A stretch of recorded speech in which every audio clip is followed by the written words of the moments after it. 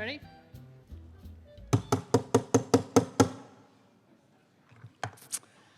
I call this meeting, this annual town meeting, to order. I'm Joanne Berry, moderator. Welcome, and thank you for coming. It is nice to actually see people instead of all Zoom meetings and on screen. I know this was a tricky time for people, weather, health, all of these things. So I do want to acknowledge and thank all the school and town staff for working to make this meeting as safe as possible. A lot of planning and hard work has gone into making this meeting work the best that it can.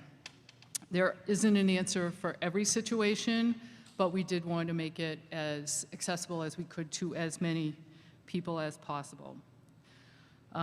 So every effort has been made to make as many accommodations as possible to allow people to feel safe and included while participating in our democracy. So this town meeting, 3 months late, is the culmination of multitudes of volunteer hours of our fellow residents working on many issues and projects to make life better in Acton, ranging from sidewalks to master plans, creating a dog park, to the Economic Development Committee. They don't all bring an article every time to town meeting, but when a committee or board does bring forward an article for your discussion and vote, it represents hundreds or thousands of hours of work focused on making Acton a better place. The goal for tonight is to make the meeting as safe as possible while fully participating in our democratic process as efficiently as possible.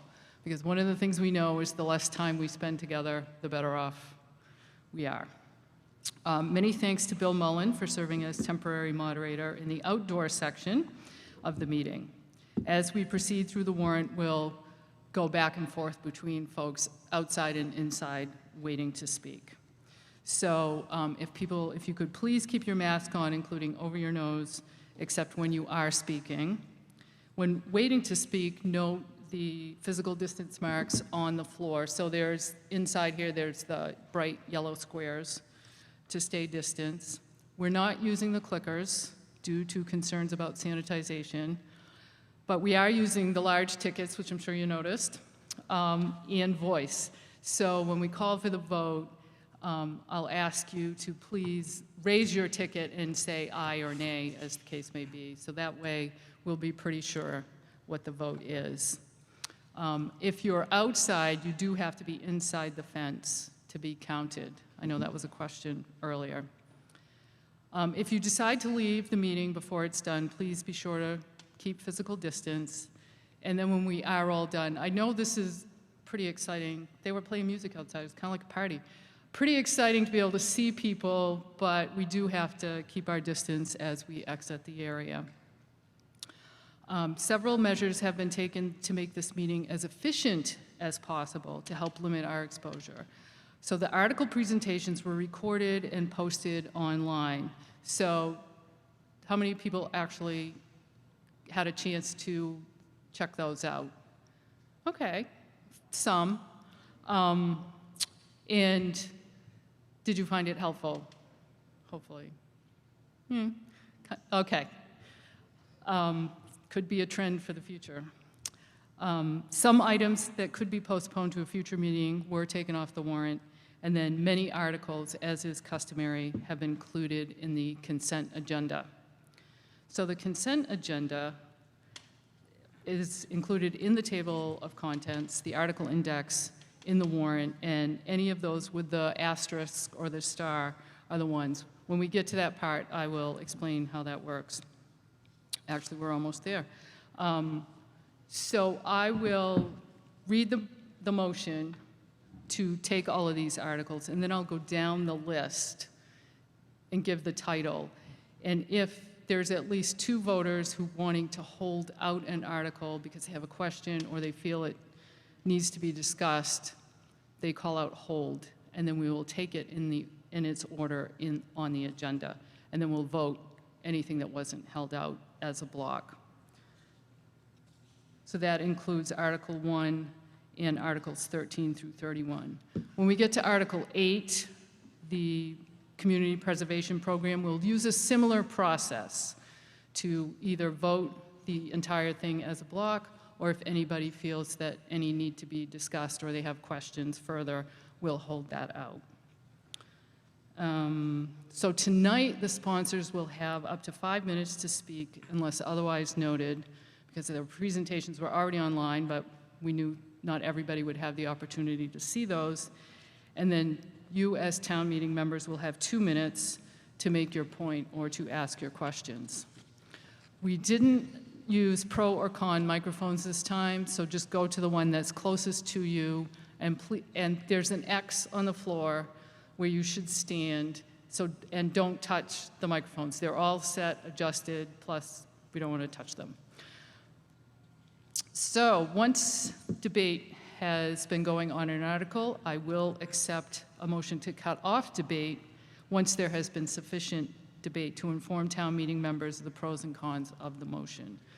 Moving the previous question requires a second, is non-debatable, and requires 2/3 majority to pass.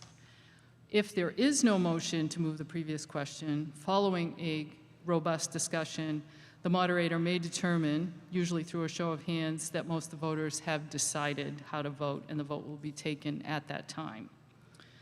We will have at least one speaker who is not a resident of Acton, who will present or answer questions related to the articles. At this time, I would ask for your consent to hear from non-residents. All who are in favor, please say aye. Aye. Thank you. So first, we will move right ahead on into the consent agenda. Ms. Gardner moves that the town take up the 20 articles in the consent calendar on pages 29 and 46 through 61 of the warrant articles, Articles 1, 13, 14, 15, 16, 17, 18, 19, 20, 21, 22, 23, 24, 25, 26, 27, 28, 29, 30, and 31. Do I hear a second? Second. It has been moved and seconded. I'll read down the list. If there are any that you feel should not be voted in this manner, yell out, hold. Number 1, choose town officers.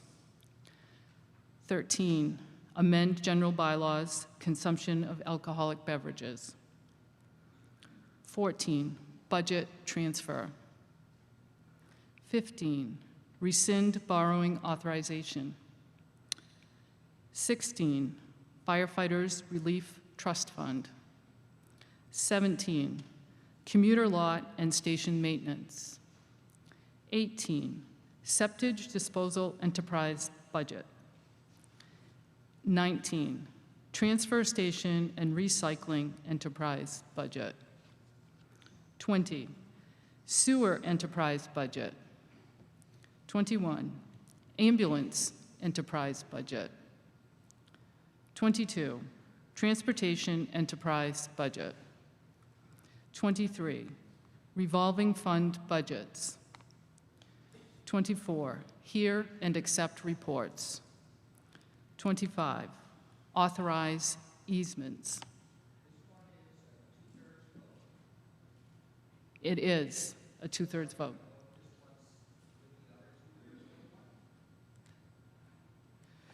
Could you go to a microphone?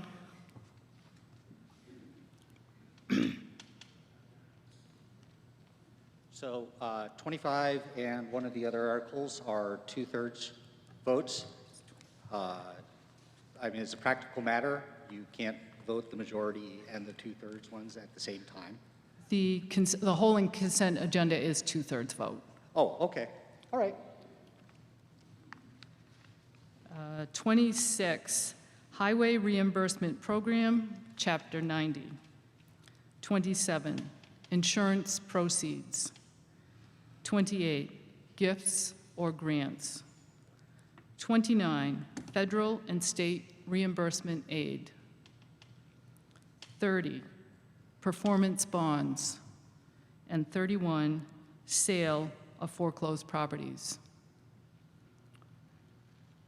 Hearing no desire to hold out any items. Am I correct, Mr. Mullen? Correct. Thank you. All who are in favor of voting the consent agenda, please say aye and hold up your card. Any who are opposed, please say nay. The ayes have it in here. What is the consensus out there, Mr. Mullen? There were no no's that I could see. Thank you. We have just taken care of a large chunk of the business. Very good.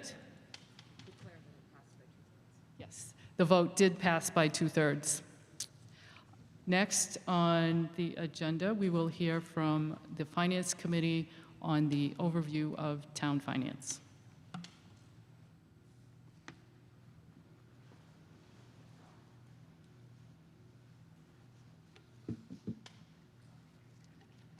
Thank you, Madam Moderator. Can I please have the slides for the Finance Committee?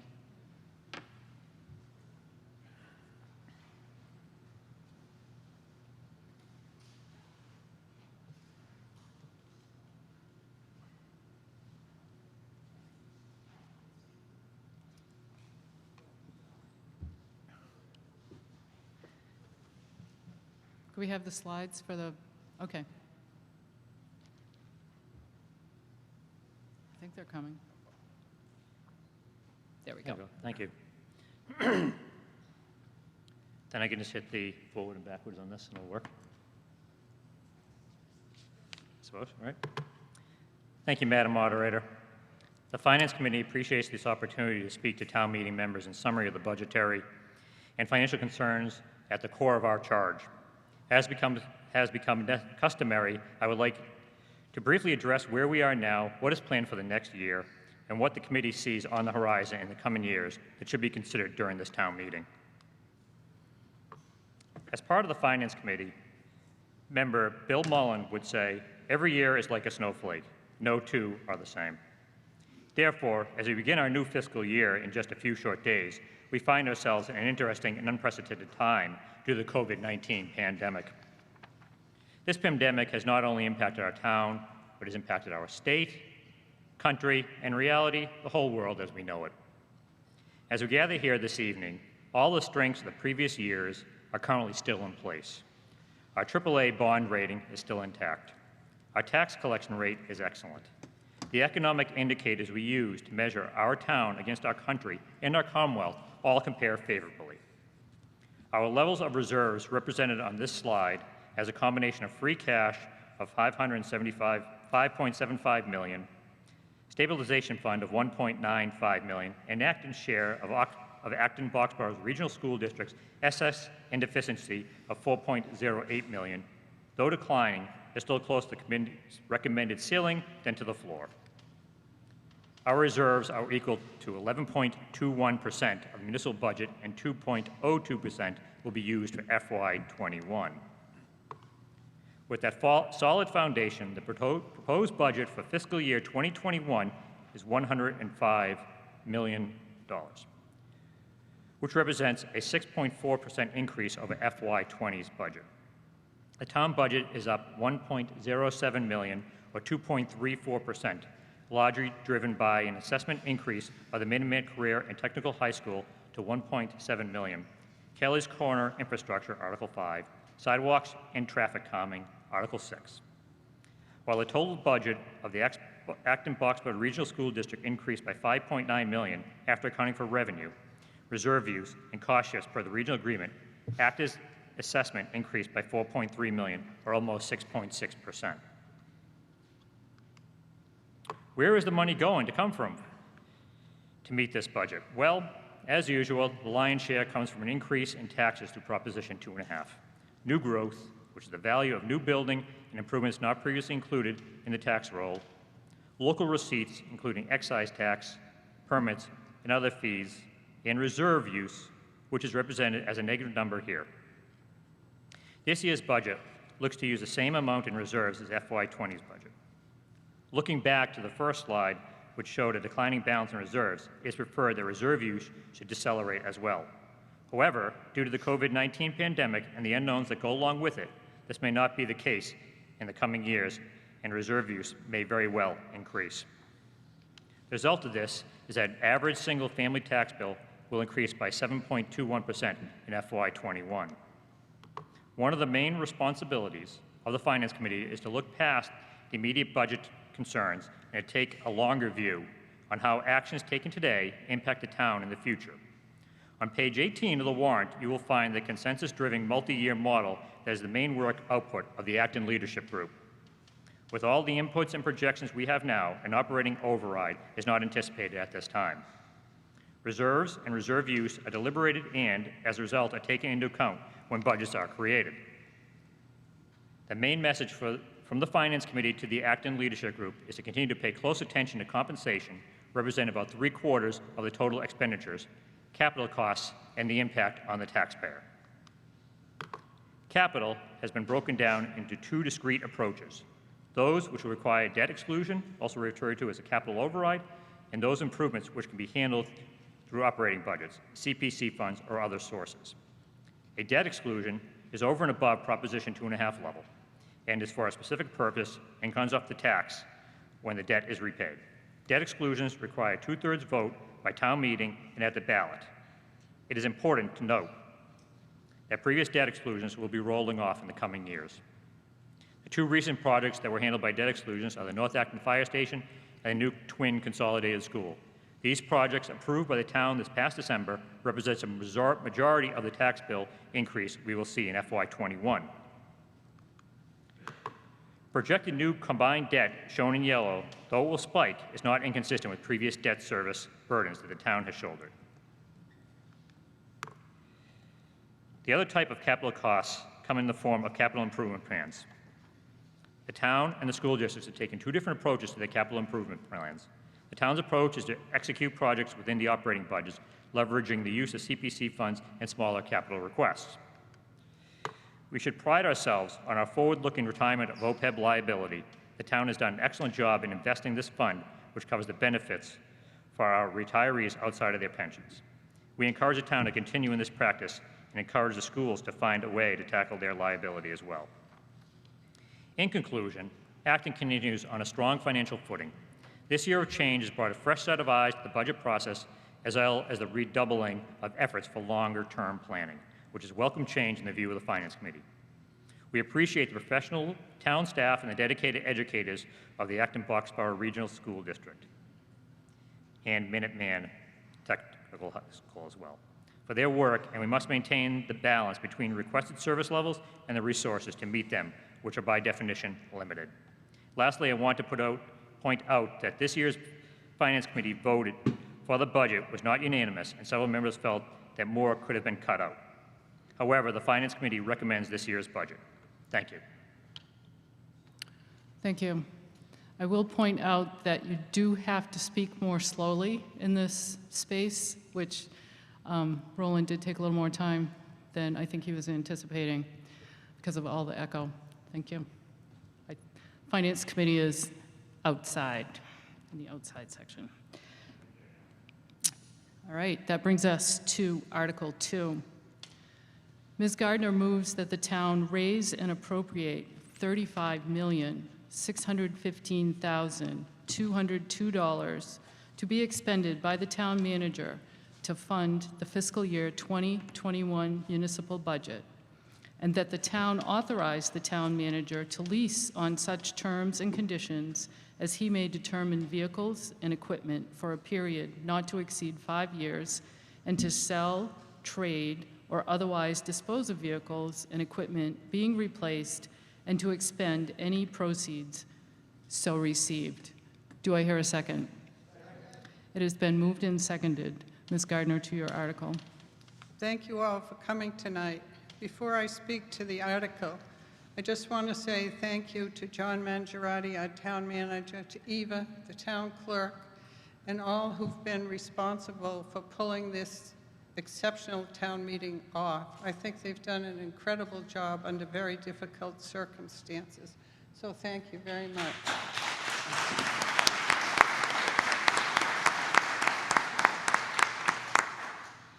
I'm pleased to present the following information about Article 2, the town operating budget. I know you viewed the pre-recording of this presentation online. This will be a quick overview for those who have not. The COVID-19 pandemic is unlike anything we have seen for 100 years. It has first impacted our residents, our businesses, and our way of life. Our local government maintained operation while actively responding to the crisis. While we were engaged in the response to a pandemic, we were also working several measures to ensure financial stability in the current year and as we planned for future years. The good news is that we have seen no deterioration of our collection rate due to the effect of the pandemic. Slide 3. We started planning for the fiscal 21 budget since last summer, as we do every year. The goals for the budget are to maintain services, innovate, pursue several proposed new positions could not be included in the fiscal 21 budget. Subsequently, in response to the COVID-19 crisis, cost savings measures were taken by the town manager, leaving 10 open staff positions unfilled. When we begin fiscal 22 budget preparations in August, we will certainly discuss creating a joint diversity inclusion officer position with the AB schools. Budget highlights include maintaining existing staff levels, reducing reliance on reserves. We are continuing to address our OPEB liability. Also, we are working very hard as an organization to leverage state and federal programs to support town projects. We have received more than $1.1 million in grants and earmarks in the last 2 years, and we will continue to pursue these opportunities. While we also address long-standing capital needs and high-priority projects for the Board of Selectmen and community, we are building sidewalks. We are implementing the board's environmental sustainability policy. Here is the fiscal 21 budget as compared to the fiscal 20 budget. The total municipal spending accounts for an increase of 2.34% over last year. We as a town remain strong socially and financially. The board is confident that the fiscal 2021 budget proposed is sufficient to provide all necessary services to protect and care for our over 22,000 residents, and we ask for your approval. Thank you. Does the Finance Committee wish to make any additional comments? Does the None. Finance Committee make any additional comments? The answer in here is no. The chairman is here. Okay. Thank you. All set, thank you. The item is now open to the town meeting members. Anyone wishing to speak, approach the microphone nearest to you. I am seeing no speakers inside. Are there any outside? Yes, Madam Moderator, there's 2 speakers at the front microphone. All right, then. Let's hear from them. The first speaker at the front microphone. Yes, Danny Factor, 11 Davis Road. Can you hear me? Yes, we can hear you in here. Thank you. As a representative of the steering committee for a group currently organizing under the name Black Lives Matter Acton, we will be voting no on the town budget as it is currently drafted. We ask that the town take a few extra weeks to develop and submit for approval a budget that is not status quo and includes a reallocation for the hiring of a full-time town director for inclusion and equity, who shall serve as a liaison from the town to the Acton-Boxborough Regional School District, the Acton Police Department, and the Town Human Services Center in order to create and fund additional very low-income housing for Black, Indigenous, and people of color, and to increase funding for town school and police social workers and mental health professionals. We think that this is very important to serve an underserved population in town, and we do urge a vote of no respectfully. Thank you. Thank you. Madam Moderator, are you keeping the 2-minute time frame? I can do that. Okay, thank you. We have another speaker and one more right after that. Okay. Tara Fredericks, West Acton. Also, as a representative of the steering committee for a group currently organizing under the name Black Lives Matter Acton, we'll be voting no on the town budget as it is currently drafted. We ask the town take a few extra weeks to develop and submit for approval a budget that is not status quo and includes a reallocation for the hiring of a full-time town director for inclusion and equity who shall serve as a liaison from the town to the Acton Boxborough Regional School District, the Acton Police Department, and the Town Human Services Center in order to create and fund additional very low-income housing for Black, Indigenous, and people of color, and to increase funding for town, school, and police department social workers and mental health professionals. That's my statement for the group. How much time do I have left? I don't have a clock out here. 1 minute 10 seconds. Thank you very much. So basically, I support this because I feel like it's not a time for business as usual. We're starting to find out some serious infrastructural problems in our society, and Acton can take a lead or at least do its own social responsibility by making sure there's actual very low-income housing for all people, especially Black people, are disproportionately affected by the lack of very low-income housing, and I distinguish that from regular low-income housing, which is for people making up to like $80,000 a year, and affordable housing in general up to $120,000. But I applaud the town for approving a housing production plan that includes a focus on people making $50,000 a year and below, and I urge you to vote no on this article as is to send a message that it's time to reallocate funds from punishment into community. Thank you. Thank you. Are there any other speakers? Yes, there are. There's another speaker. There are none inside, so Okay. they may go ahead. Okay, please go ahead. Good evening. My name is Rabbi Mike Rothbaum. Get closer to the Should I move closer? I'm on the X. All right. I'm not breaking the rules, right? I can take my mask off. Okay.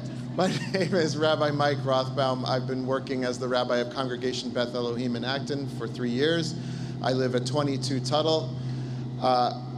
The people who started Congregation Beth Elohim tell me that when they moved here, the Jewish folks were the exotic ethnics in Acton.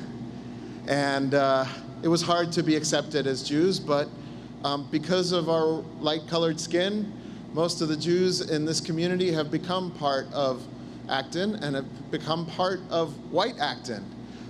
We know that in the United States that's not always the case for people who are Black and who are indigenous and who are other people of color.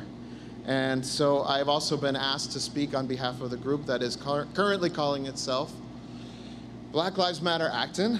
I'm new to this whole town meeting thing, but I looked at this warrant. I didn't see the word Black or indigenous or people of color. I didn't see anything about diversity.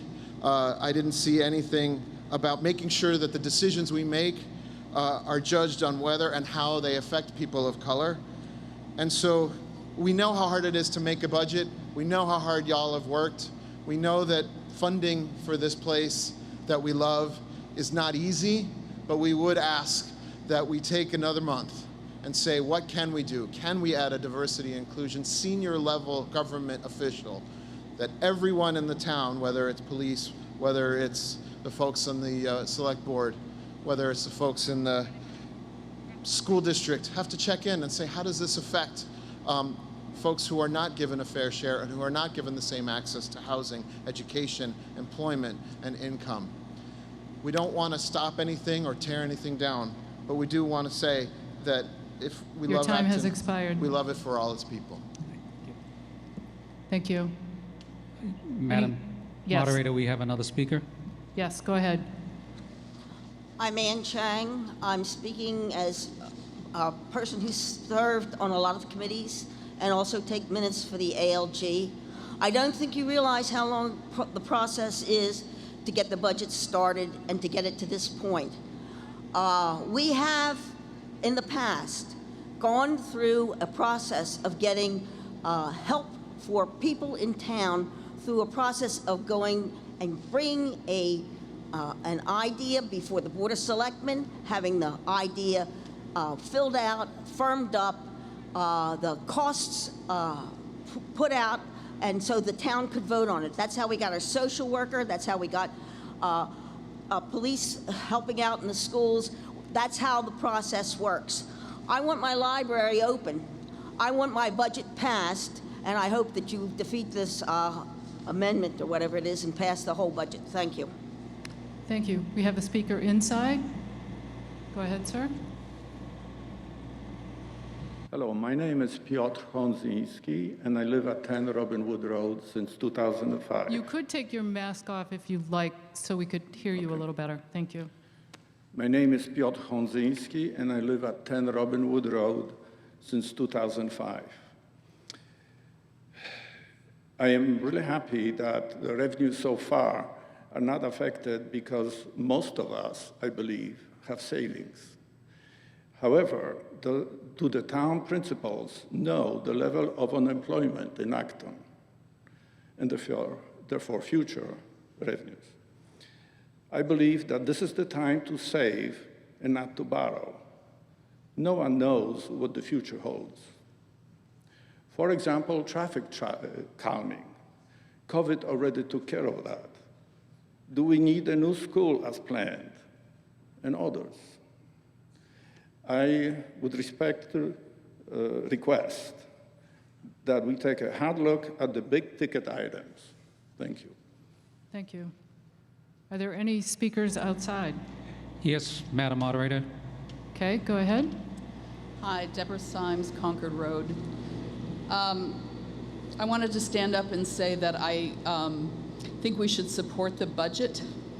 I do stand in support of Black Lives Matter efforts to ensure equal treatment, justice, and an end to racial animus against Black people. I support a revisioning of how we, by which I mean society and our town, define and achieve public safety. To me, that sensibly means some honest, foundational, and multi-stakeholder discussions that ought to precede attempts to vote down this budget. I say to our Board of Selectmen and to the town manager, let's convene such discussions, perhaps beginning in September, although sooner, because who's going anywhere? Let's talk about what functions and tasks fall under the rubric of public safety. Which of those are most appropriately addressed by police officers and which by social and resource workers for access to housing, financial help, food, and other resources, which whether by mental health clinicians or healthcare professionals or civic groups and others. The magnitude of each of those needs in the community now and in the foreseeable future.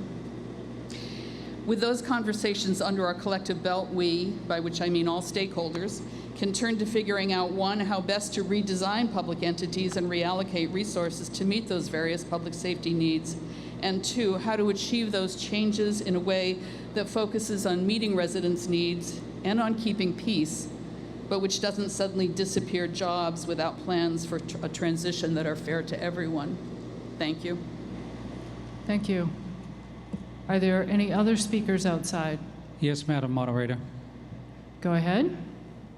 Yes, hi. My name is Shauna Wilkinson, West Acton, and I just want to say I taught in the Acton-Boxborough school system for almost 2 decades, and I was very aware of the economic disparities in the district, and I strongly encourage a vote of no so that we take the time and instead of just talking about things, we put our words into actions and consider what's best for the entirety of our community and our children. So I recommend a no to the town budget as it stands today. Thank you.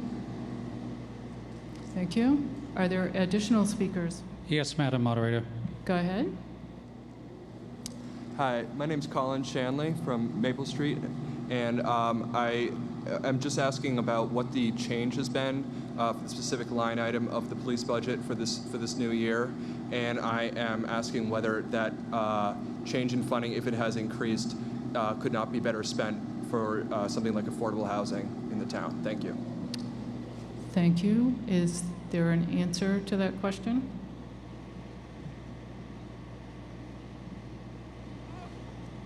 Just a minute.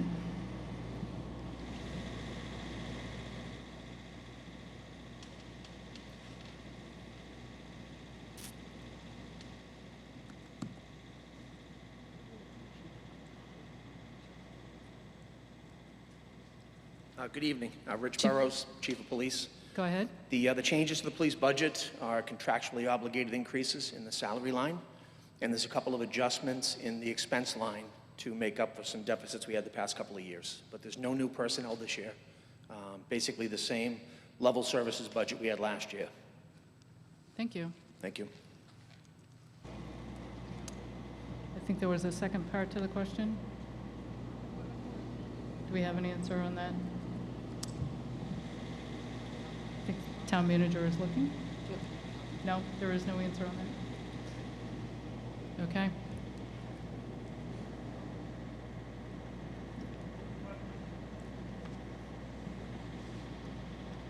I move the previous question.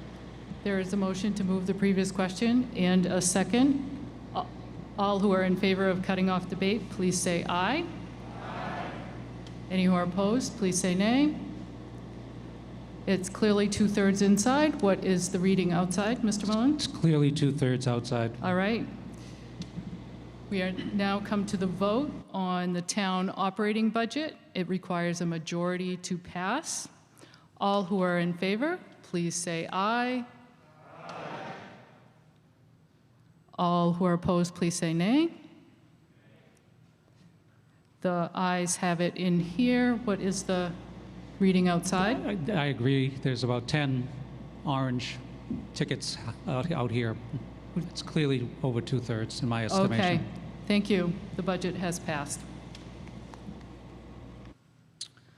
That brings us to Article 3. Mr. Benson moves that the town appropriate $655,000 to be expended by the town manager for the purpose of acquiring property as set forth in the article and the just compensation chart contained in the summary of the article, and as the Board of Selectmen deems necessary to acquire any particular parcels and for any costs incidental and related thereto. And to meet this appropriation, the treasurer, with the approval of the Board of Selectmen, is authorized to borrow $600,000 under Massachusetts General Laws, Chapter 44, Section 7, as amended, and transfer $55,000 from free cash for the payment of interest and underwriting costs on such borrowing, and further, that any premium received upon the sale of the bonds, less the cost of preparing, issuing, and marketing them, and any accrued interest received upon the delivery of the bonds may be applied to the costs of the project, and to reduce the amount authorized to be borrowed for the project by like amount. Do I hear a second? Second. Mr. Benson will have 10 minutes to the motion and an update on the Kmart parcel and related matters. Good evening. Before the Article 3 presentation, there are updates on the town's 40B status and the Kmart parcel to report, as they both relate tangentially to Article 3. Acton is in a 2-year 40B safe harbor through July 18, 2021. Pending before the Zoning Board of Appeals is a comprehensive permit application for the 40B apartments at Powder Mill. A second hearing on the application is scheduled for tomorrow evening. The project is located adjacent to the intersection of Route 62 and High Street. Granting the permit for the project's 230 rental units would achieve Acton's 10% 40B affordable housing threshold based on the 2010 census. The 230 units would leave us some 15 units short, by my estimate, of the 10% 40B affordable housing reset number anticipated from the 2020 census. The reset number is expected in the fall of 21, excuse me. Also pending is the 446 Massachusetts Avenue project, 31 units of senior, affordable, and disabled housing across the street from the junior high school. The project received its comprehensive permit in 2018, but has not yet received state funding in what is a very competitive process. The achieving and maintaining of the 10% affordable housing threshold doesn't end the housing effort. What it gives the town is the opportunity to thoughtfully and responsibly address a range of long-term housing needs. With respect to the Kmart parcel, earlier this year, a local business owner informed the town's land use department that his group had the Kmart parcel under agreement. Subsequent telephone conversations indicated the group wishes to work with the town on redeveloping the parcel, but cautioned the high price of real estate in Acton would affect what the developer could do in redeveloping the parcel. The group continues to negotiate with Stop and Shop, the owners of the Kmart parcel, and conduct their due diligence.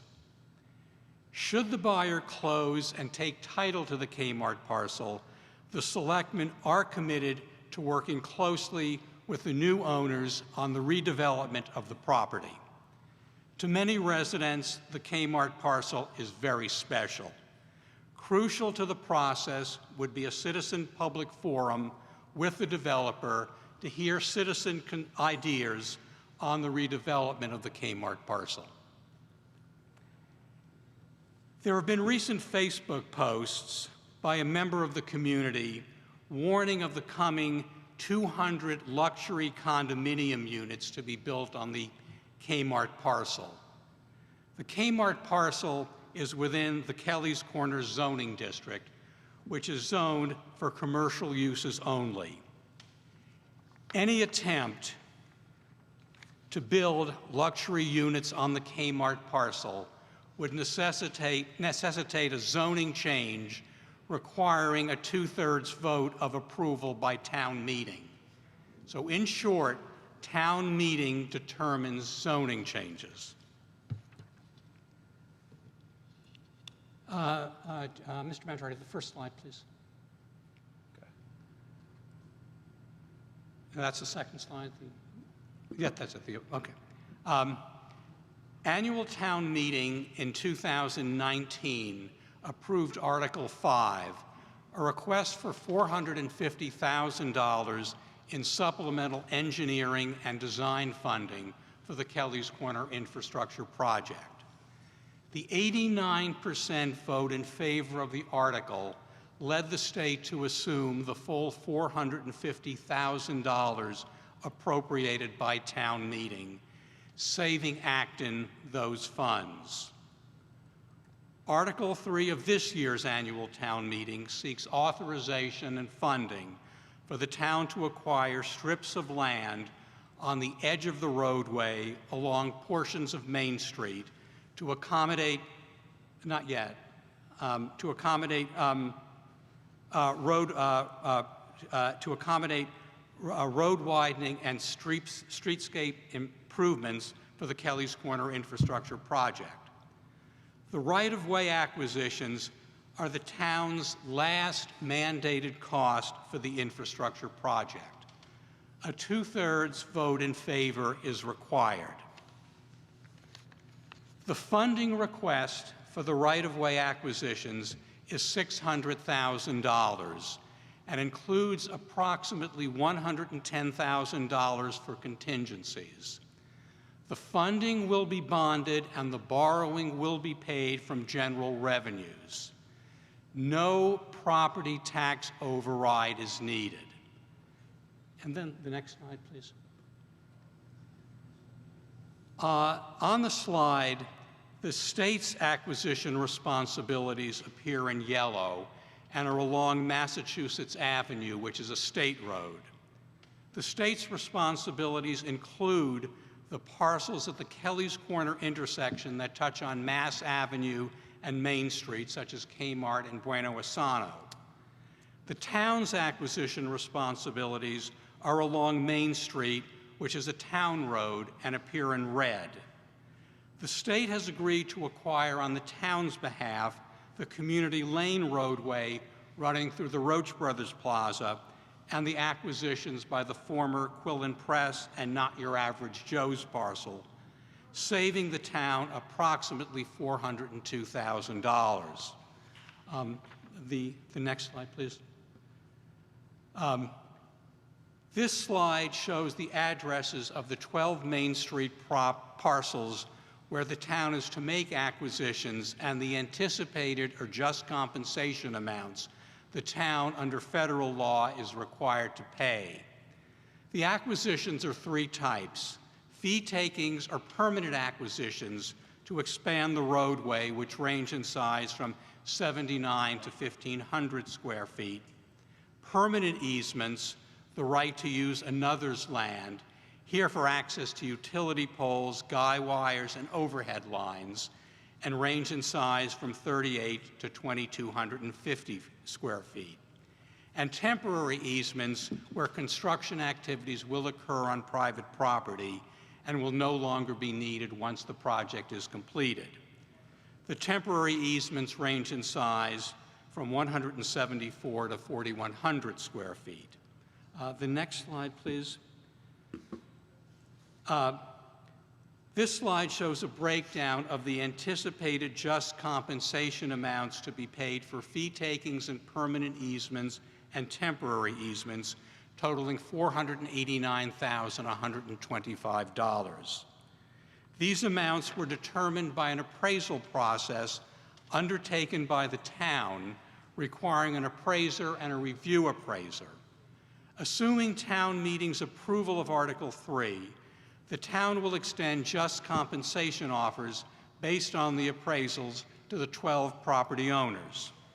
The contingency component of $110,000 is to provide for negotiated increases in the just compensation offers where appropriate and for final design changes such as the moving of a utility pole necessitating a permanent easement. The next slide underscores the town's investment in the infrastructure project, leveraging 88% of the estimated total project cost, including 100% of the construction costs, with indexing annually for construction cost increases. Construction costs include street lighting similar to what is on the roadway now. The next slide, please. The second of the two slides, showing $815,000 in pedestrian light poles, is a wholly optional expense on the town's part and is not required to secure federal and state funding. The so-called ornamental lighting would need to be approved by town meeting. After public outreach, we expect to submit a lighting proposal to annual town meeting next year. And then the next slide, please. With a favorable vote tonight, MassDOT has set December 25, 2021 to put the project out to bid, and construction will begin in 2022. Construction will take approximately 2 years. And then the final slide. The proposed infrastructure project has its complexities, but to paraphrase, let's not let perfect get in the way of good. This is a really good project that benefits all Actonians. Thank you. Thank you. Mr. Mullen, could you recognize the Finance Committee, please? Yes, Madam Moderator. The Finance Committee recognized at the front mic. These right-of-way acquisitions are the final required town investment to get the additional state and federal funds of $15.2 million to complete the Kelly's Corner improvements. Last spring, town meeting approved continued spending on this project when these acquisition costs were estimated to be $1.5 million. The Finance Committee supported the project at that time and, unsurprisingly, continues to support it with the lower price tag of $600,000. In short, spending the $600,000, or $55,000 per year, asked for in this article will set us up so that someone else, in this case the state and the federal government, will spend $15.2 million to beautify, improve the walkability of, and improve the traffic flow through Kelly's Corner. The Finance Committee recommends this article. Thank you. There is a representative from the Economic Development Commission. Go ahead, sir. Larry Connaught, Betsy Ross Circle. I'm the chair of the Economic Development Committee. The Economic Development Committee has been a supporter of the Kelly's Corner infrastructure improvement project for the past 6 years. We are pleased that the project has reached the final stage where we have focused on acquiring the parcels of land required for construction. We would like to thank the voters for your overwhelming support at last year's town meeting. The state responded to that support with 2 big steps. They assumed payment for the remainder of the cost for the engineering planning, and as John has just listed, they assumed responsibility for additional parcels of land, including Community Lane. This is the final financial obligation that the town must meet before construction begins in less than 2 years. The EDC unanimously supports this article, and we urge all of you to vote yes on Article 3. Thank you very much. Thank you. Are there any speakers outside? Yes, Madam Moderator. Could you just say your name and address when you start? Andrew Boncato, 247 Main Street. I'm asking you to vote yes on Article 3. Tonight I'm going to focus on what this project does for all Actonians. Maybe you buy groceries on Kelly's Corner, pick up your medication, or get your coffee. If you want to do that more safely than you are now, vote yes on Article 3 for the same reasons you voted yes on the design last year with 89% of the vote. If you want sidewalks that you don't have to choose between walking along an unprotected shoulder and crossing the street during rush hour to go 200 feet, vote yes. If you don't want to have to peel out of side streets and plazas to avoid cars barreling in from Route 2, vote yes. If you ride a bike and don't want to risk injury to make a right turn, vote yes. The 11% of people who opposed last year's article say that their opposition to this one has nothing to do with last year's, but the reasons they give are right out of last year's playbook. The town isn't taking land from people who don't want to give it up. Residents have been kept in the loop every step of the way for years, and I'm one of them. This project does not include anything related to the residential housing in the Kmart lot, as you heard before. Any inkling to the contrary is just a scare tactic. This project is not a risk to small businesses in the area. The one business that closed up shop recently did so because the owners wanted to sell and move out of state, not because of this article. This project is not perfect, but the pros far outweigh the cons. I urge all of you to vote yes on Article 3 and continue the positive progress we've overwhelmingly approved in previous votes. Thank you. Thank you. Are there other speakers outside? Yes, Madam Moderator. Tara Fredericks, West Acton. I'd like to confirm what you said on email, that the answering of my questions won't count toward my time. Is that correct? Ask your questions. So I would like the question, this seems like an eminent domain vote, so I'd like to know whether or not the town would be able with this vote to take more property than they've already said, in particular more parking spaces from Bueno y Sano. I'd like to confirm answer for that and not have it count to my time so I can actually... So, the speaker, stop the time for a sec. Ask your series of questions and then listen to the answers. But the rest of my questions This depend on isn't the an answer. argument. Please ask your questions, then take your answers. That's my main question. I'm glad that the town is, in fact, admitting that this is related to the Kmart parcels. I wish that they would admit that they hired a consultant to try and get people to vote for the rezoning when it comes up again. There are plans in that, in both the economic development, this Kelly's Corner, they're all planning to do this. I also wish that they would admit that the BOS members, Board of Selectmen members, were in Boston advocating for a bill to bypass the 2/3 vote at town meeting. So this is very related. The developers of the 200 condo or whatever new one that come forward with the 200 condos, which are not any of them very low income affordable, nor are all the other ones that he mentioned. So for me, it's mainly about the trees. I feel like these are grandmother's trees. They're trees that I grew up with, and I feel like it's a crime to destroy them while making what I believe the intersection to be less safe, longer crosswalks. 80% of the crossings will be longer, many of them by quite a big difference. And so if you're on crutches or you're taking a long time, it means a lot. And that's coming from somebody who is related to somebody who got hit by somebody going through a red light. People get plowed down on these traffic islands. I feel like it's a death sentence to these century-old trees, and I urge you to vote no. Thank you. Thank you. There is a speaker inside. This is Ray Jacoby, 55 Road, Great Elm Way. I've lived in town for 34 years. This project is long, long, long overdue. I think it has been very well thought out. We're not seeing anything new tonight. And if you look at the leverage, if we vote no on this, it's a functional equivalent of shooting ourselves in the foot. I strongly urge a yes vote. Thank you. Are there more speakers outside? Yes, Madam Moderator. Go ahead.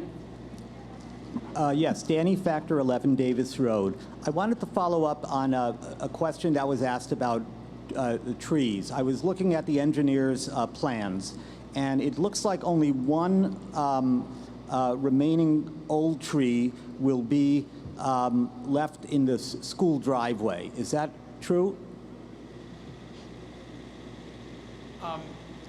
When we went through this last year, there was one tree that we could save, one tree, the second tree wasn't downed. But we were talking about 2 trees.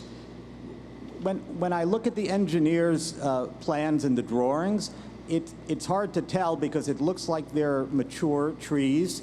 Just so I understand, for the newly planted trees that you're going to be planting to try to replace the mature trees, how many years would that be before they would actually be the size shown in the presentation? If, yes. Can I refer to Dean Charter, Holly? The answer will come from somebody who knows a lot about trees. This is Dean Trotter. I served as tree warden for the town for 39 years, and I'm still a practicing certified arborist. The replacement trees that have been proposed are 3 or 4 inches in diameter. They'll be about 12 to 18 feet in height at the time of planting. Obviously, you can't equate that to the very large oak tree that's being discussed to be removed. However, the important thing to keep in mind is that this plan includes a lot of easement strips for additional planting, so the total volume of trees will increase rather dramatically. And my understanding is that if you look at the caliper inches of the trees being removed, there'll actually be more caliper inches of new trees installed. As far as how quickly they will grow, it all depends upon the species and growing conditions, so it's hard to predict that, but I think in the long term, we will certainly have a much more healthy urban forest there than the 1 or 2 over mature oak trees that are going to be removed. Thank you. It's just the amount of years, amount of time it would take until we would be at the point where we are now as far as the grand oak trees that we have now. That portion of the question was responded to. Is there another speaker? We'll be dead? Yes, there's another speaker, Madam Moderator. All right, go ahead. I move the previous question. It has been moved and seconded to cut off debate. All who are in favor, please say aye. All who are opposed, please say nay. The ayes clearly have it inside. The ayes clearly have it outside. Okay, this vote requires a 2/3 majority. All who are in favor of the Kelly's Corner Infrastructure Improvement Project right-of-way acquisitions, please say aye. Aye. Any who are opposed, please say nay. More than 2/3 inside. What is the reading outside? There's a smattering of about 5 or 10 outside, so I definitely think it's greater than 2/3 outside. Okay, there were about 4 or 5 inside as well. So this does pass by the 2/3 majority. Thank you.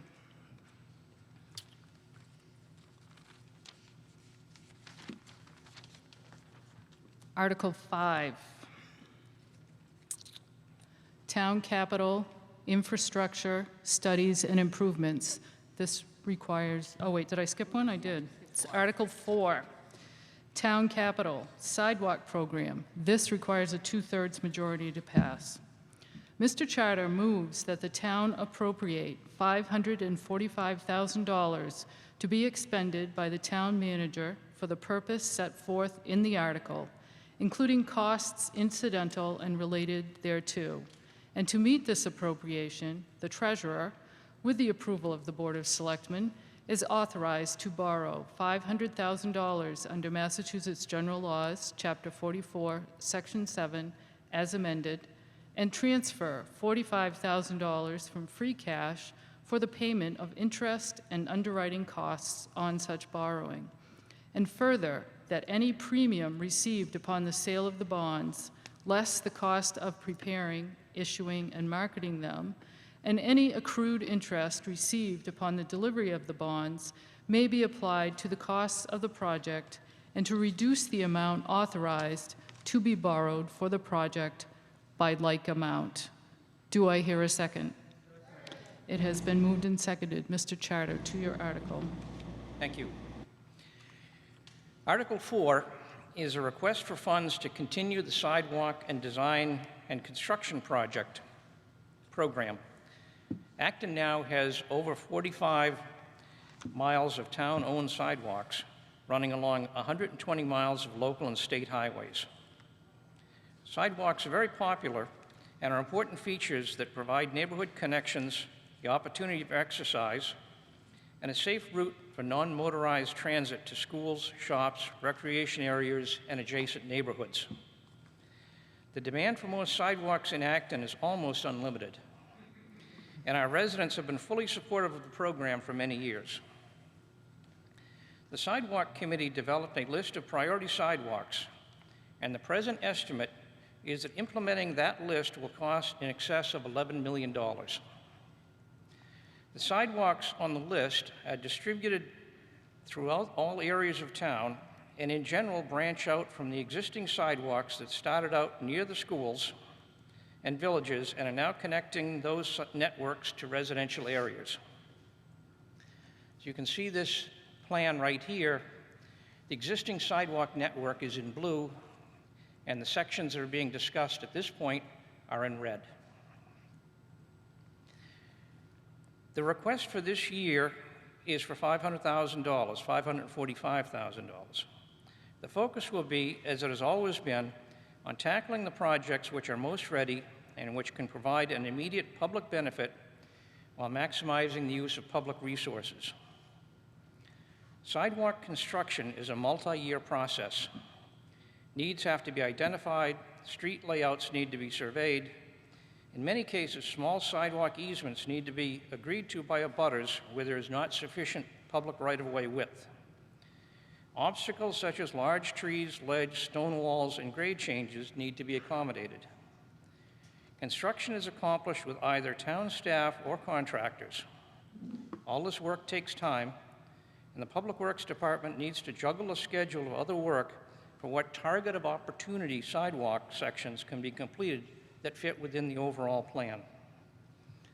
With all this in mind, it's not possible to identify at this point which exact sections will be undertaken in order, but there will be progress towards the overall network. Thank you. Thank you. Mr. Mullen, could you recognize the Finance Committee? Yes, I recommend the Finance Committee at the front microphone. Hi, Adam Nolde for the Finance Committee, and we recommend this article. Thank you. Are there any voters wishing to speak to this article? Okay, I'm seeing one inside or a couple inside.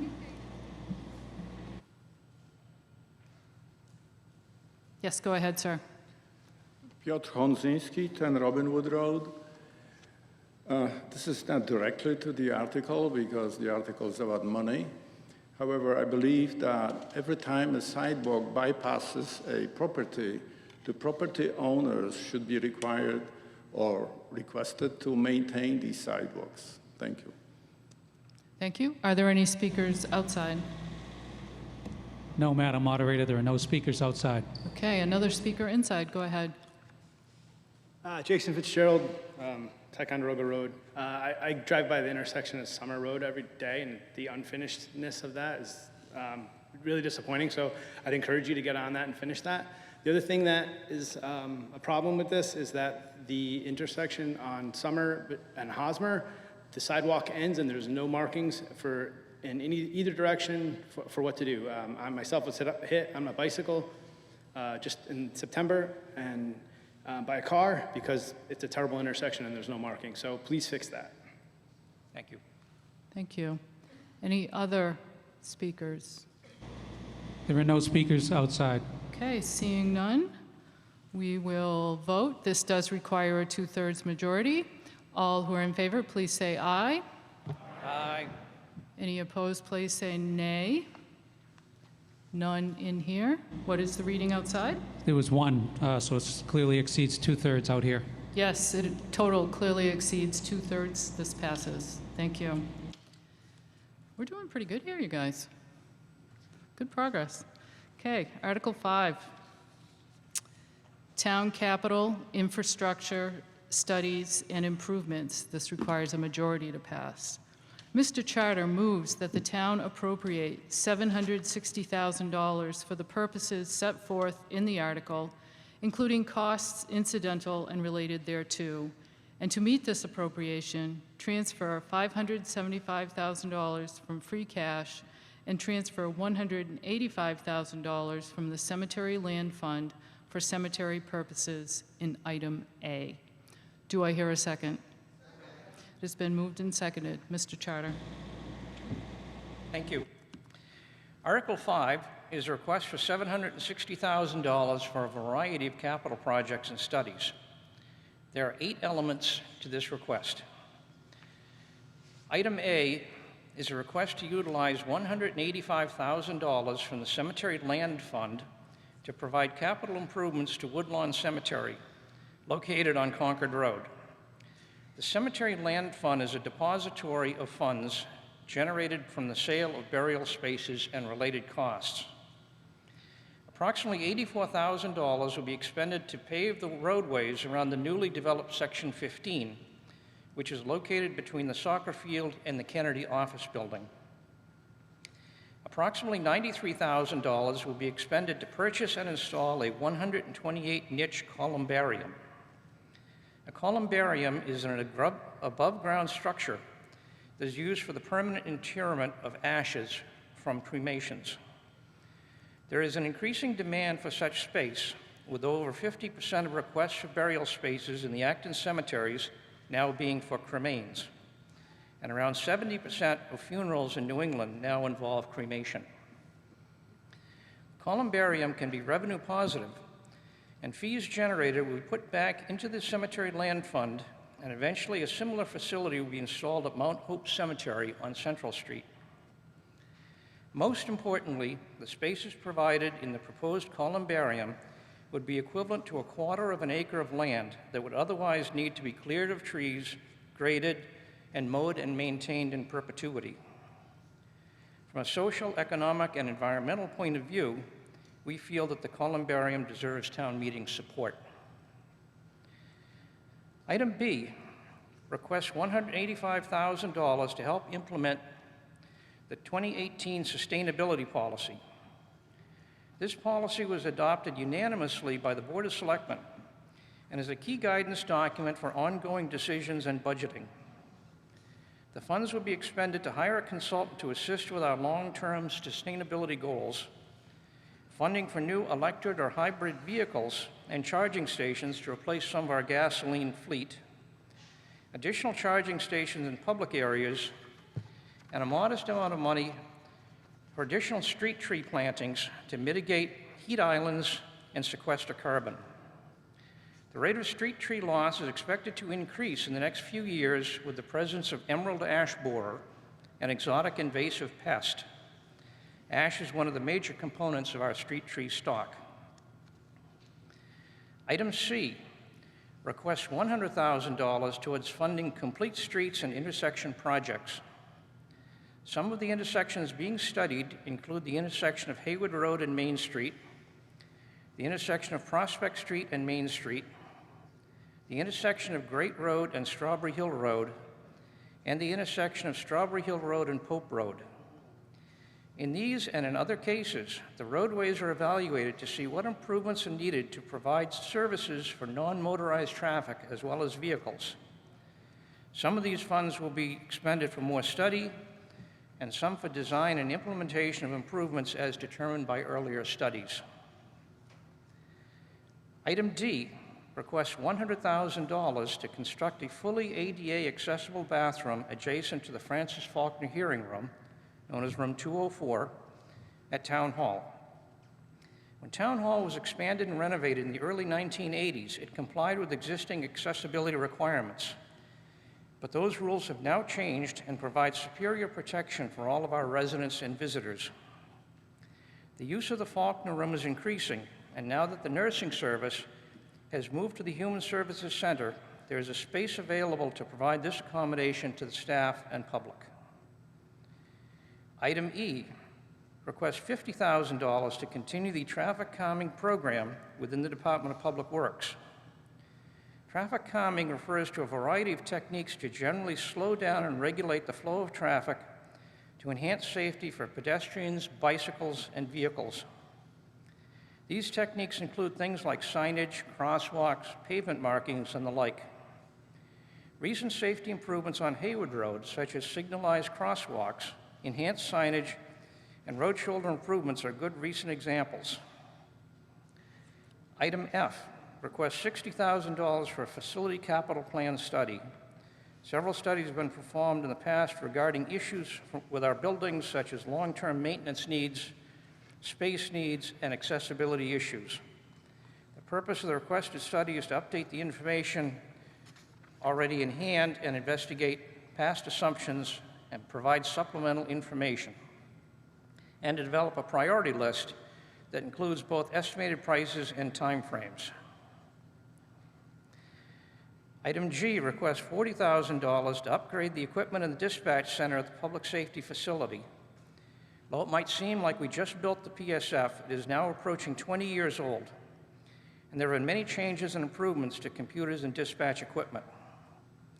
The town manager applied for and received a community compact grant from the state in the amount of $150,000 for this equipment, and the requested $40,000 will complete the project. Finally, item H requests $40,000 for a water resources study as requested by the Water Resources Advisory Group. This study will add to information already on hand from the town and the water district and will help project our future water supply needs and the impact development and climate will have on that supply. Thank you. Thank you. Mr. Rowland, does the Finance Committee have a recommendation? Yes, Madam Moderator. I recognize the speaker at the front microphone. Thank you, Madam Moderator. Though it was not a unanimous vote, the Finance Committee does recommend this article. Thank you. Are there any town meeting members wishing to speak on this article? Yes, Madam Moderator. Go ahead. Tara Fredericks, West Acton. I actually just have two questions.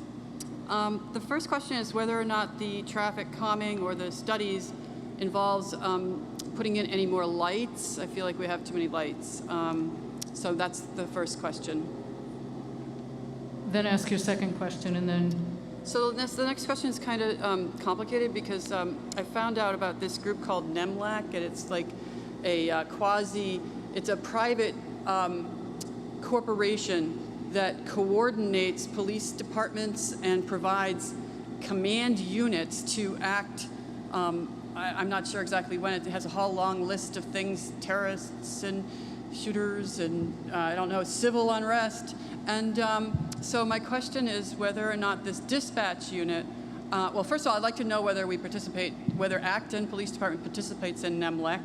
And then I'd also like to know whether this dispatch center opens up any integration or coordination with other like federal agencies. I'm very much opposed to I don't want our police department to be participating in any quasi-military things, so coordinating with the the federal agencies, I think, is a dangerous thing. We had gone through a lot of trouble about due process for undocumented immigrants and ensuring that the police were not coordinating relative to the federal agencies capturing people.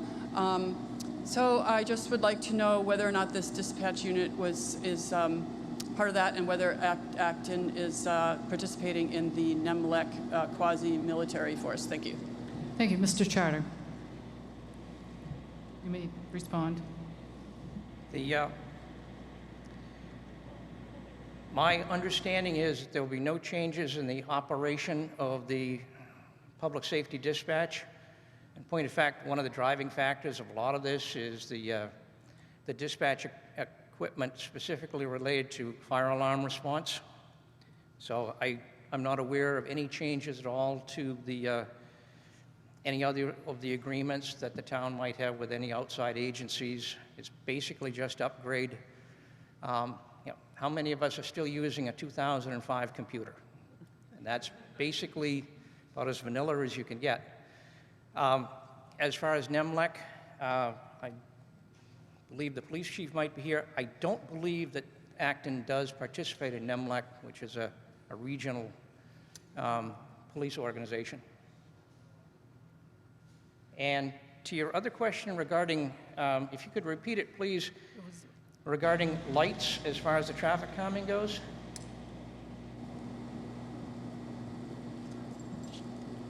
Tara's coming back to the microphone. Sorry, yes, it's whether or not this budget item includes putting in any more traffic lights. Any more, pardon me? Any more traffic lights? Well, the purpose behind part of this plan is to study whether there's a need for that or not. So it's, I don't want to say we're going to spend money and go to a preordained decision. That would be wrong. We should study these things carefully and then make a determination. To bring in a new traffic signal is quite an expensive and long-term process, and it would certainly involve capital expenditures, which would have to come back here to town meeting next year at the earliest or sometime thereafter. Thank you. Are there any other speakers? No, Madam Moderator, there are no other speakers. Seeing none. Oh, wait, there's one in here. Go ahead. Oh, hi. My name is Hua Qiao Liu. I live in North Acton. We moved to Acton in year 2000, so before our kids were born, so this is our home. So one thing I want to mention is one word that we hear a lot this year is unprecedented time. So as a family, I look at my own family's financing and see where we can cut, just to prepare for the worst. So when I hear about a lot of the spending included in this article, such as like ADA compliant bathrooms that cost $100,000. Pardon me if I sound very naive, but that sounds like a lot of money just to transform some bathrooms. I think the question I want to ask is, I think even as a town, we should look at our finance and ask where we can control and maybe cut, just prepare for the worst. Thank you.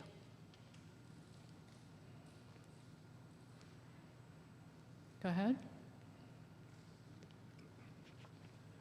Piotr Honzinski, 10 Robin Wood Road.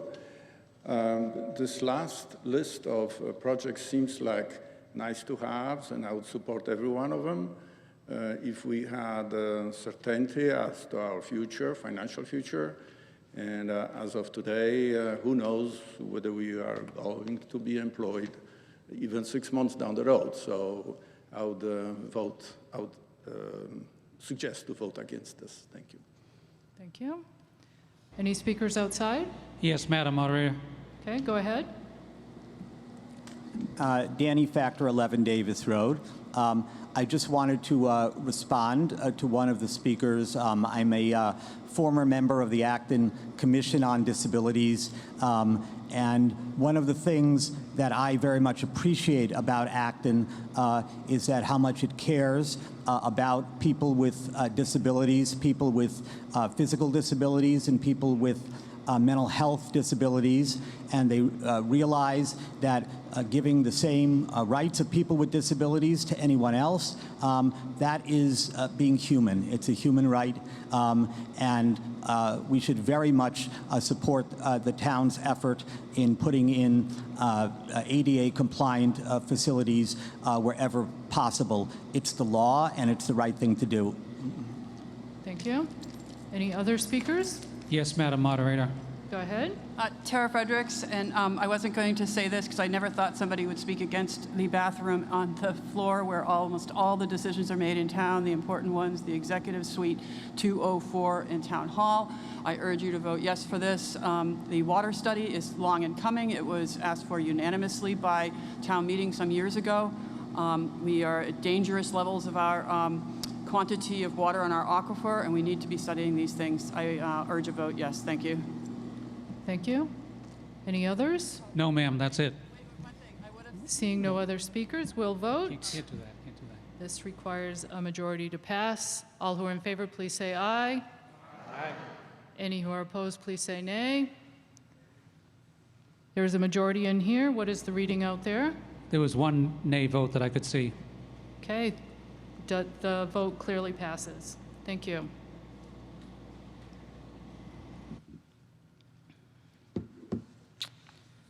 Article 6, Acton-Boxborough Regional School District Assessment, requires a majority to pass. Mr. Peterson moves that the town raise and appropriate $65,584,049 to be expended by the Superintendent of Schools to fund the fiscal year 2021 assessment of the Acton-Boxborough Regional School District. Do I hear a second? It has been moved and seconded. Mr. Peterson. The 11-member Acton-Boxborough Regional School Committee collaborated with the superintendent and the district administration to prepare our FY21 budget. The AB school budget was developed through the fall and presented to the school committee by the superintendent in December. The Commonwealth committed to significant increases in education funding with the passage of the Student Opportunity Act. The school committee and district were very grateful to Acton and Boxborough for their financial commitments to a new elementary school in December. In January, the governor's budget reinforced the expectation of a strong state commitment to education in FY21. Locally, we reviewed our budget with finance committees of Acton and Boxborough and finalized our strategy for bond issuance. In February, the school committee voted the first FY21 budget. March began with excellent news as we issued our school bond, and then everything changed. Schools closed for what proved to be the rest of the year. In April, the Commonwealth restarted its budget process in the face of poor revenues. We want our students to learn to be resilient. The district modeled this behavior in our response to the pandemic. We redeployed our food service resources to provide community support. All our educational resources, teachers, administrators, IT, were dedicated to creating a remote learning environment. In September, not a single person involved in this effort had any idea that they would be working online in the spring. Nonetheless, they accepted the challenge, and we were a leading district in closing schools and moving our students' education forward. Our effort was far from perfect, but it was good. In the end, we celebrated with online music and a rolling rally for the class of 2020. We added our voices to the call to move forward on legislation to make sure that Black lives are respected by the law and by law enforcement. We know that schools will reopen. We know that there will be new cases of COVID-19. And we know that we need to continue our students' education. We are uncertain about the course of the pandemic and what we will learn from school reopenings around the world. We do not know what level of state and federal guidance and financial support we will receive. Peter Light has established a series of committees that are working through the summer to create a reopening plan with multiple contingencies.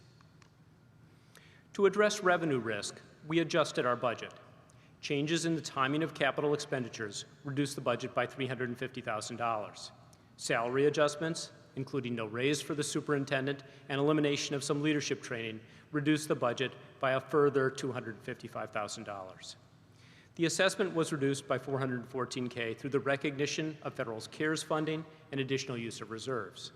The budget adjustment totals $1 million. Our budget must anticipate unexpected COVID expenses. We added a contingency fund of $500,000, which will only be used to address unanticipated and unreimbursable COVID expenses. State revenues are an important element of the school budget. While we expect reductions in state aid relative to January's numbers, we believe that federal support will compensate for the loss in state revenue. We expect that local revenues will support the proposed assessment for FY21. Throughout the development of our new school building, we have reduced the project cost and impact on our local tax rates. The final cost reduction came in the form of an excellent rate secured on bond issuance in March. The hybrid bond, 90% for the new school, 10% for our capital improvement program, carries an interest rate of 2.16%. The first bond payment will be in FY21, and these level payments will continue for 30 years. The debt impact on the tax bill for the average single-family home in Acton will be $385. Payments for the capital improvement program are being made inside Proposition 2 1/2. The Acton-Boxborough Regional School District budget for FY21 is $97 million, consisting of an operating budget of $92.3 million and a capital budget of $4.6 million. The Acton assessment is $65.6 million. Although in March, we projected a year-over-year increase of 3.3%, adjustments to the budget reduced the increase to 2.4% in June. In terms of percentages, the new school debt is a one-time increase in the assessment of 4.7%. The total increase in the Acton assessment for FY21 is 7.1%. Our budget is our commitment to education and expresses the values of the Acton-Boxborough community. We are maintaining existing educational services while reallocating resources to improve special education and mental health supports. We are reducing kindergarten tuitions. We are supporting the facility infrastructure of our district with new building and capital improvements. The budget respects our core values of equity, wellness, and engagement. Please vote yes on Article 6, the Acton-Boxborough Regional School District budget. Thank you. Thank you. Does the Board of Selectmen have a recommendation?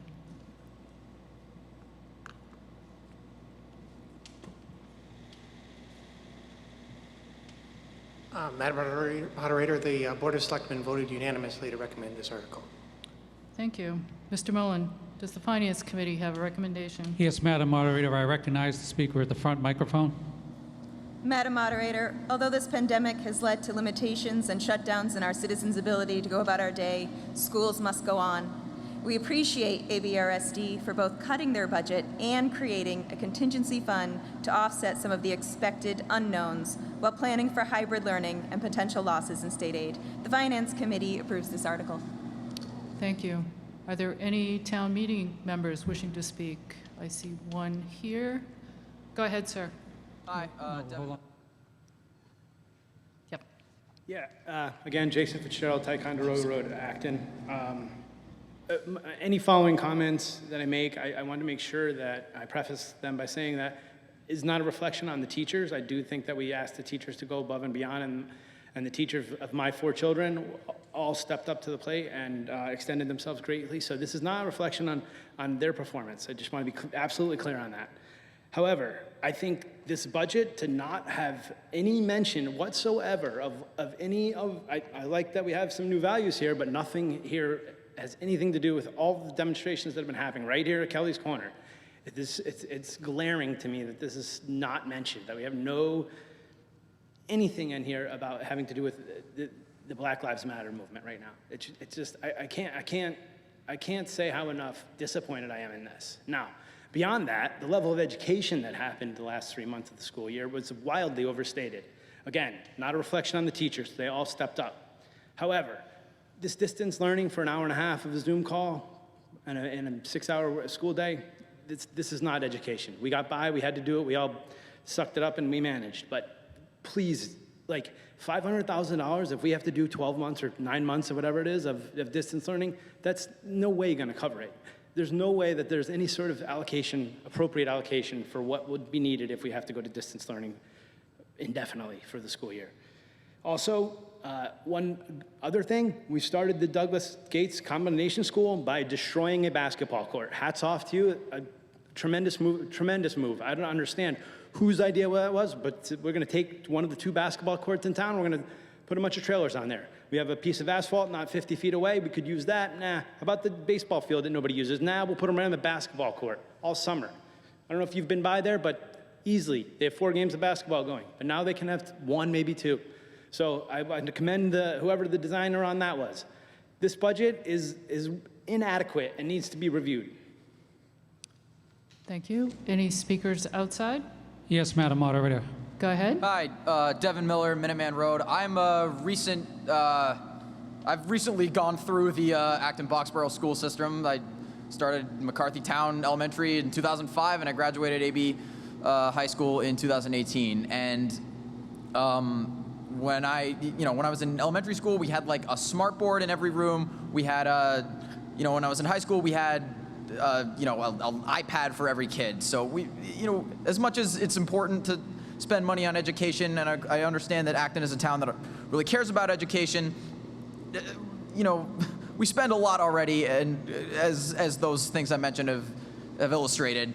And I also agree with Mr. Fitzgerald that it's appalling that they didn't mention anything about the Black Lives Matter movement, and that this won't, this increase in spending towards the school has no increase in the salary for teachers, who, as I recall, most of them that I've talked to didn't live in Acton because they can't afford to, because teachers aren't paid very much. So this seems really like not necessarily a waste of money, but a real misuse of the taxpayers' money, which is already through the roof in Massachusetts. That's it. Thank you. I urge you to vote no. Thank you. Thank you. Any other speakers? No, ma'am. Seeing none, we'll vote. This requires a majority. All who are in favor, please say aye. Aye. Any who are opposed, please say nay. Clearly a majority in here. What's the reading outside? Clearly a majority here, Madam Moderator. The Acton Boxborough Regional School District Assessment does pass. Thank you. Article 7. I believe we have a presenter for this article. Is he outside? Oh, here he comes. Okay. Minuteman Regional School District Assessment does require a majority to pass. Mrs. Norse moves that the town appropriate $1,732,983 to fund the fiscal year 2021 assessment of the Minuteman Regional School District, and to meet this appropriation, raise $1,409,245 from general revenues and transfer $323,738 from free cash. Is there a second? It has been moved and seconded. Dr. Burquillin, the superintendent of the school, is here with us this evening. Thank you, Madam Moderator, and thank you, Acton, for your consistent and constant support of high-quality career and technical education. Next slide. You may remember that Minuteman moved into a brand-new facility in September of this past fall. Unfortunately, March 15th, we left the facility and haven't been back since. But I do have to tell you, if you have time to go onto our website and click on a few links of YouTube videos where you can see the experience of the kids the first day they were in the new school. And also, on June 5th, we had a drive-by graduation. You can see the energy and the positivity and the value of a facility designed to deliver high-quality career and technical education. We've been managing our success. Next slide. We've fulfilled a number of expectations over the years. After an effort that began in 2010 and took almost 5-6 years, we have a new regional agreement that was based upon the needs of the 16 member communities at the time. One of the concerns that we've had for years was that a large number of students that attended Minuteman were from outside of the 16 towns. And as we were looking at a new facility, those towns were not obligated to participate in any kind of a capital obligation. We were able to successfully implement a capital fee that was approved by the Department of Education, and we've been collecting that fee for the last year. And you'll see in our revenue plan, there's about a $900,000 that is going towards the reduction of assessments for our 9 remaining member towns. Our new building is a year ahead of schedule, and it's on budget. Increased enrollment, it's been an amazing last few years, but we are now only accepting 14 freshmen from outside of the district for the upcoming fall. The school building was designed for 628. You may recall I wanted something bigger. Other people wanted something smaller. But we now will be exceeding that design enrollment in the fall. Next slide. We have a waiting list. Our budget, just to get to the numbers, is $21,546,000. The building project debt is $4.5 million. That's really hitting full bore now. That's up about 47% over last year. We've done about 95% of the borrowing. Next slide. This is a revenue plan that I put up there just to show that there are a lot of revenue sources that we've adjusted. Most recently in May, the school committee revoted the revenue plan based upon the COVID realities, and also trying to prepare our budget for FY22 and 23. We're funding a capital stabilization account so that we'll have funds available to offset assessments in the future. We also established a regional transportation stabilization account. We are collecting the capital fee. We're collecting non-resident tuition, and we will continue to use those to reduce assessments. But I've got to tell you, in a few years, we will have no out-of-district students. Next slide. This is the assessment and the components of the assessment, the minimum local contribution, the operating assessment, and the other components are based upon that new regional agreement, which has a different capital allocation formula. And Acton, of course, voted to exclude the debt, I believe, last year. Next slide. The change of $277,000 increase over last year's assessment. These are the components that make up that increase. Next slide. We had a lot of interest from Acton students, 8th graders, as well as some upperclassmen who wanted to apply to Minuteman. We had 36 applicants, 8th grade applicants. 29 were offered enrollment. As of a few weeks ago, 25 have committed, and that will bring our total of Acton students at Minuteman to 57. That's the highest it's been in my tenure here, and I'm beginning my 14th year this week. Next slide. Thank you. Does the Board of Selectmen have a recommendation?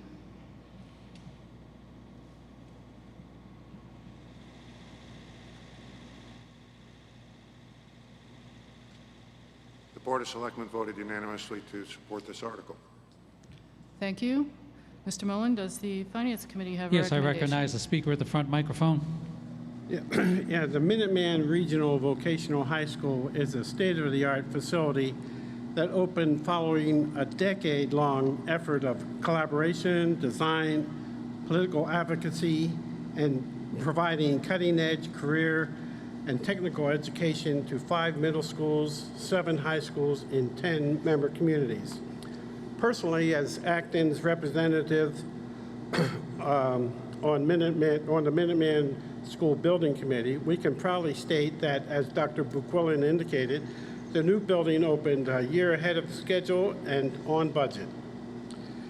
Increased enrollment from member towns created financial impact on our budgets. You know, very few, as Dr. McQuillan said, very few out-of-district freshmen this fall. Enrollment beyond design capacity, a waiting list for member and non-member students.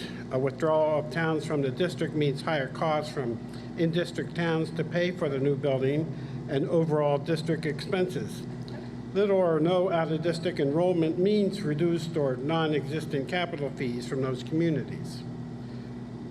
High enrollment creates waiting lists and sets up barriers for students desiring career technical education who live both in and out of district. As Dr. McQuillan says, it's dealing with our success. It's succeeded beyond our wildest dreams. The Finance Committee recommends appropriating $1,732,984 for this warrant article. Thank you. Are there, okay, I see someone approaching the microphone. Go ahead. Oh, hi, it's me again, Hua Chao Liu, living in North Acton. Although I see that you said that the enrollment has been increasing, or projected to increase for next year. But compared to the majority of the students who are enrolled in the ABRHS, if you think about, we just passed an article that has, the school has a budget cut. And when I look at the budget increase of nearly 10% for Minuteman school, I feel like that's a very sharp contrast. So I would say no, vote no. Thank you. Any speakers outside? Yes, Madam Moderator. Go ahead. Tara Fredericks, West Acton. I support this article. If you had taken a tour of some of the facilities out there, you, I think, would support this. My only worry is that the facility is not going to be big enough. But I feel like, at least I've watched some of the finance struggles with the numbers, and I support what they did. Thank you. Any other speakers?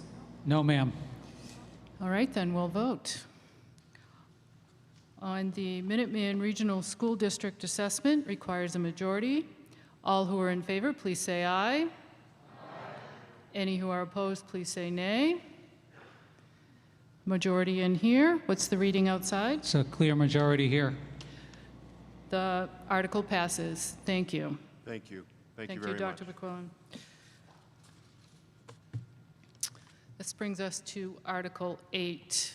Quick time out.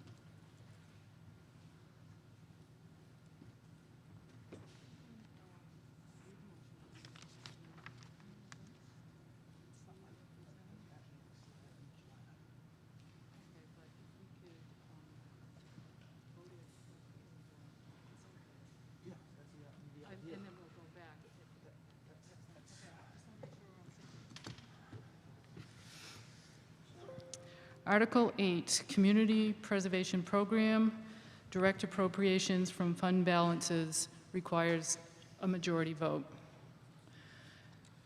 Mr. Yakubi moves that the town, 1, transfer to and from the Community Preservation Fund and appropriate, reappropriate, or set aside for current or later appropriation $1,695.30, all as set forth in the article, and 2, authorize the town manager to expend or set aside amounts as set forth in the article and in compliance with conditions to be noted in the Community Preservation Committee's award letters. Do I hear a second? So for this article, as we have done in previous years, I'll read down the list of items to be appropriated for, and if anyone has questions or feels that we need to discuss them separately, call out hold. If 2 people decide that we need to do that, we will. Otherwise, we'll vote, and then we'll vote all of them that aren't held, and if we need to go back and talk about any of them, individual items, we'll do that. So, the items, let me get my list here,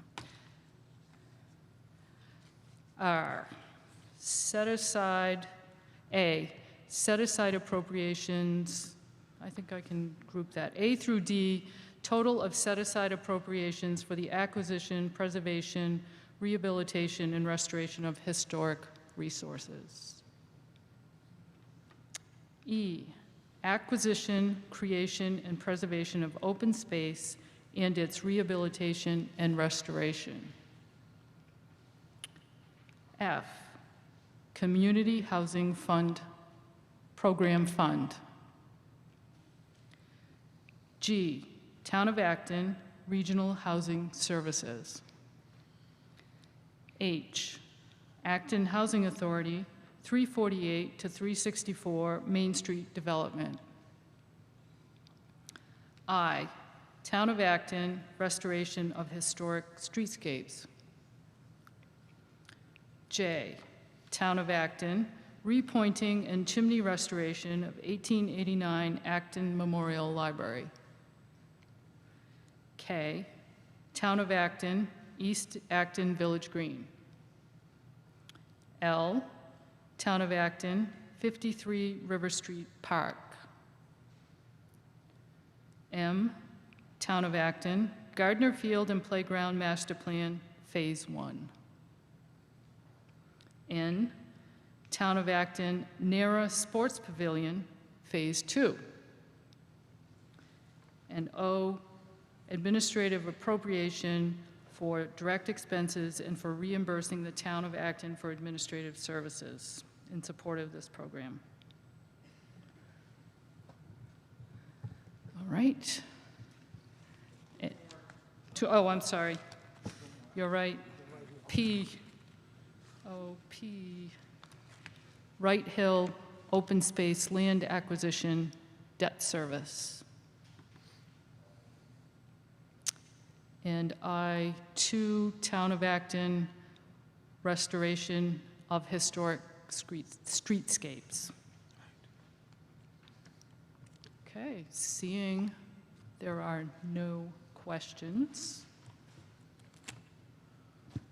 are we ready to vote? Thank you, Madam Moderator. Before I actually get into the meat of my presentation, what I like to do is kind of have a background slide. Under the adage, I don't want to assume everybody knows what community preservation is or what the act is and how it works. So I thought it would be, as a backdrop, it's important to do that.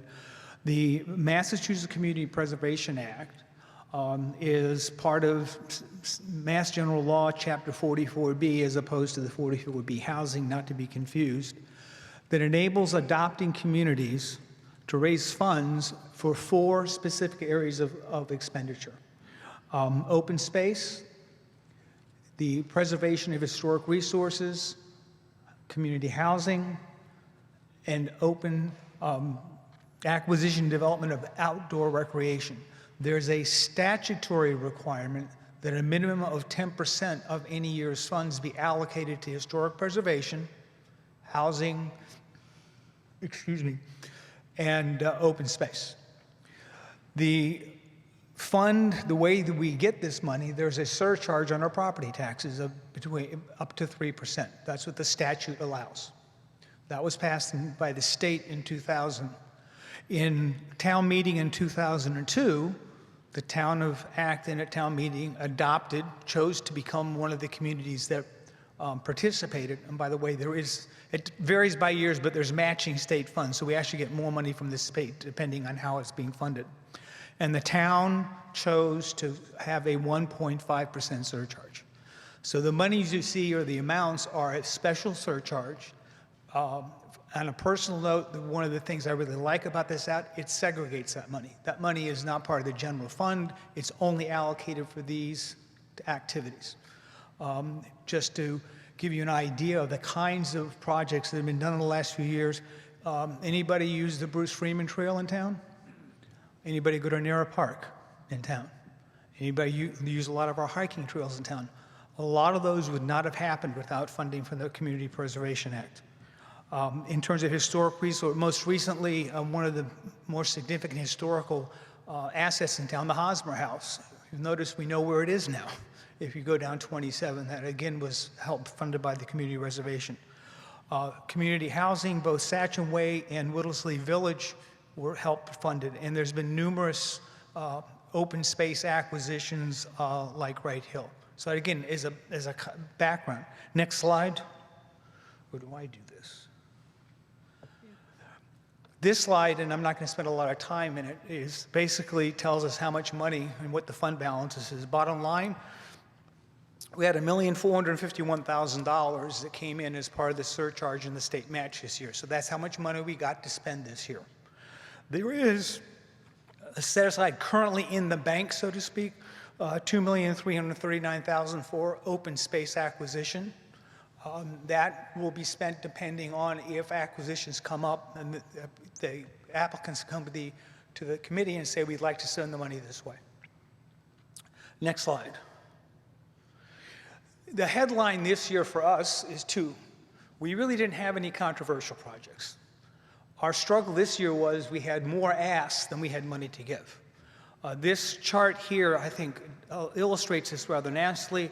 We had requests for $1,890,000 in terms of projects. As I showed you in the prior slide, we had $1,004,000 and some change to give out. So it involves some rather lengthy debate, going back and forth, really going back to applicants, asking what they were for, and actually in all cases, with the exception of one project, actually a reduction in the amount that was being asked. The other thing that I highlight in this chart, you'll notice the relative distribution really didn't change that much. So although individual projects got either eliminated or reduced, the allocation, it turns out, and this was serendipitous, this was not by plan. Afterwards, if you look at it visually, they don't look all that different, except we were only allocating $1,004,000. Next slide, please. This is an eye test chart, especially for those in the outside. This is a list of all the projects. I am not going to go spend any time on this slide. I'm going to put up each slide for each of the line items that the moderator talked about. Next slide. Items A to D are basically for historic resources. This is a bookkeeping article, for lack of a better term, because the statute requires us to give 10%. This is truing up the 10% for historic resources. Next slide. The open set aside this year, we're recommending 280. Historically, it's been closer to 400,000. Next slide.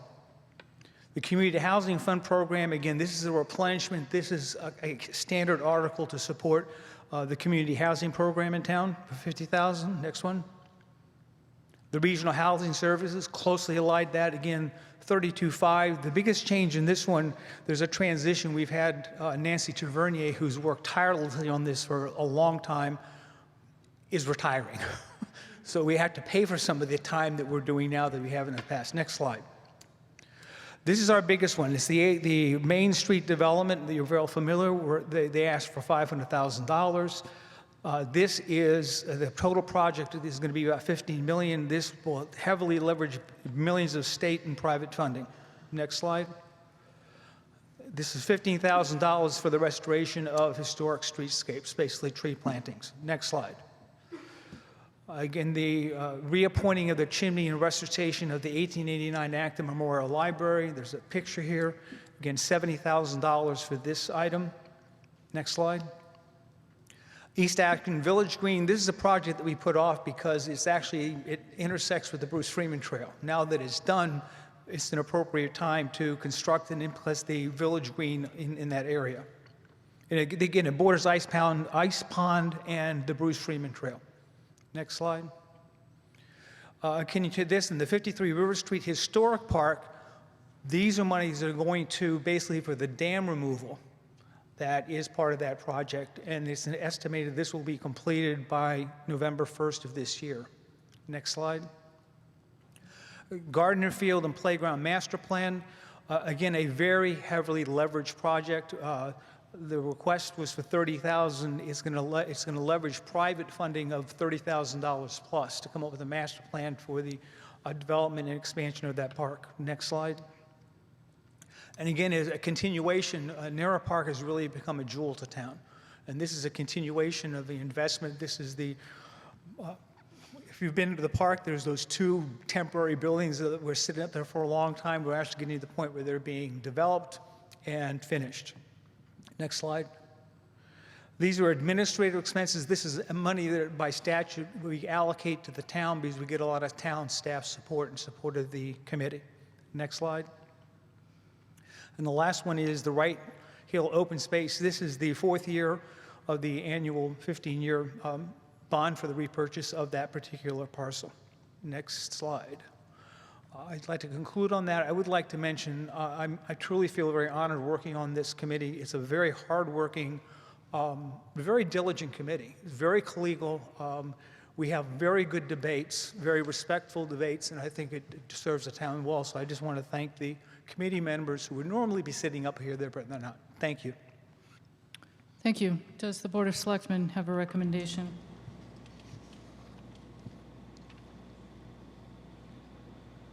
Board of Selectmen unanimously recommend this article.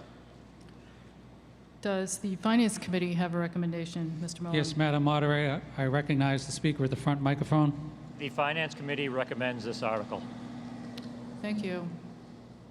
Anyone change their mind on needing to speak on this? Anyone outside? No, ma'am. No, there's nobody standing. All right.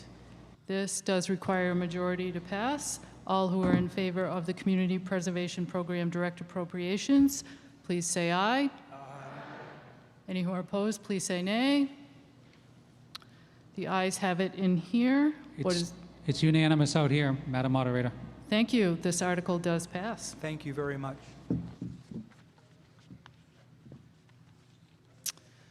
Our next article, number 9. Before I read the motion, I will point out that Mr. Berry and I are not related.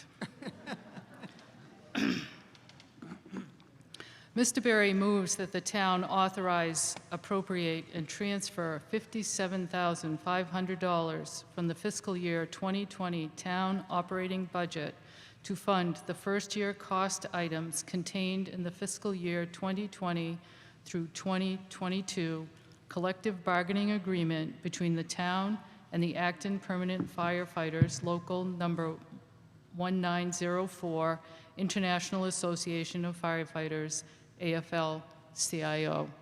Do I hear a second? It's been moved and seconded. Mr. Berry. Thank you, Madam Moderator. Under the state's public sector collective bargaining law, once the town manager has completed negotiations with the unionized employees in town, town meeting has the responsibility for appropriating the funds to pay for the cost increases in the new agreement over the prior agreement.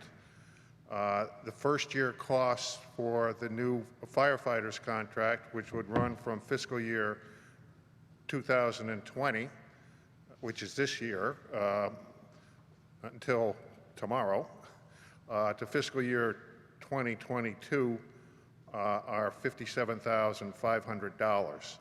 Now that amount of money was already appropriated by the town meeting and is part of the fiscal year 2020 budget. But again, the state statute that governs union negotiations for public sector employees requires that town meeting specifically appropriate the funds necessary to pay for the cost increases once those contract negotiations have concluded. Next slide, please. So the agreement with the new agreement with the firefighters is from July 1st, 2019 through June 30th, 2021. This would now resolve all 5 union contracts aligned on the same schedule and settled through the end of fiscal 22. The cost impacts, again, for the first year, $57,500. If town meeting appropriates those funds this evening, then the town is automatically required to pay the cost increases for the succeeding years in the contract, which are approximately $100,000 for fiscal year 21 and $100,000 for fiscal year 22. Next slide, please. The cost of the contract, again, can be funded in the budget that's already available in fiscal year 20. The second year funding is included in the fiscal year 21 budget that town meeting voted to approve earlier this evening. The cost of living increases are consistent with other unions, 2%, 2%, and 2%. Includes other adjustments to bring our firefighters and fire officers in line with comparable communities. The new contract includes new language that results in reduced administrative costs, reduced costs for administering payroll, makes benefits consistent amongst the several town unions, protects the town related to recent changes in laws related to dues deductions for unions. There is new promotional language in the contract, which the town sought, and there's new language to create a swing shift or an impact shift, providing flexibility for an alternative working schedule to better align staffing resources to, can't see the bottom of the slide. Provide medical services. Okay. Several years ago, the town meeting voted to change the fire service to increase the ability of the service to respond with the ambulance rather than contract with outside ambulance services, so that the fire service is now staffed with paramedics who are able to provide a high level of advanced life support for the medical emergency. So they provide certainly important resources to town, and the select board voted to recommend this article to town meeting. Thank you. Does the Finance Committee have a recommendation? Yes, Madam Moderator, I recognize the speaker at the front microphone. The Finance Committee unanimously recommends this article. Thank you. Are there any town meeting members wishing to speak to this article? None in here. Any outside? Yes, Madam Moderator, the speaker at the front microphone. Go ahead. Hello again, this is Rabbi Mike Rothbaum, 22 Tuttle. I'm wondering if there's anything in the collective bargaining agreement which prioritizes the hiring of employees for the department who are of color, black, or indigenous.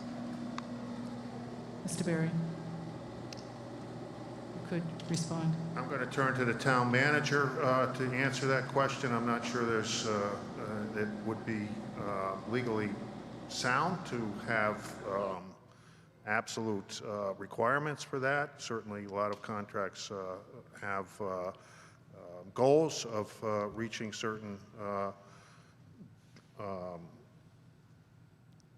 different types of employees or different diversity of employees. The town manager's been working with a Mass Municipal Association group that's working to attract more members of minority communities, minority groups to all levels of municipal service. I think the town manager may speak a little bit more about his efforts to diversify the town's workforce. Mr. Mangiarati, do you have something to add? Thank you, Madam Moderator. The contract itself does not include language to that effect, but it's a priority of the Human Resources Department and my office to make sure that that's a consideration as we're recruiting and bringing in new employees, not just in the fire department, but throughout the organization. Thank you. Any other speakers? No, Madam Moderator, there are none out here. Okay, seeing none, we'll vote on to Article 9, Fund Collective Bargaining Agreement, Fire. All who are in favor, please say aye. Aye. Any who are opposed, please say nay. It is unanimous in here. What's the reading outside? It's unanimous here, Madam Moderator. Very good. Thank you. Article passes.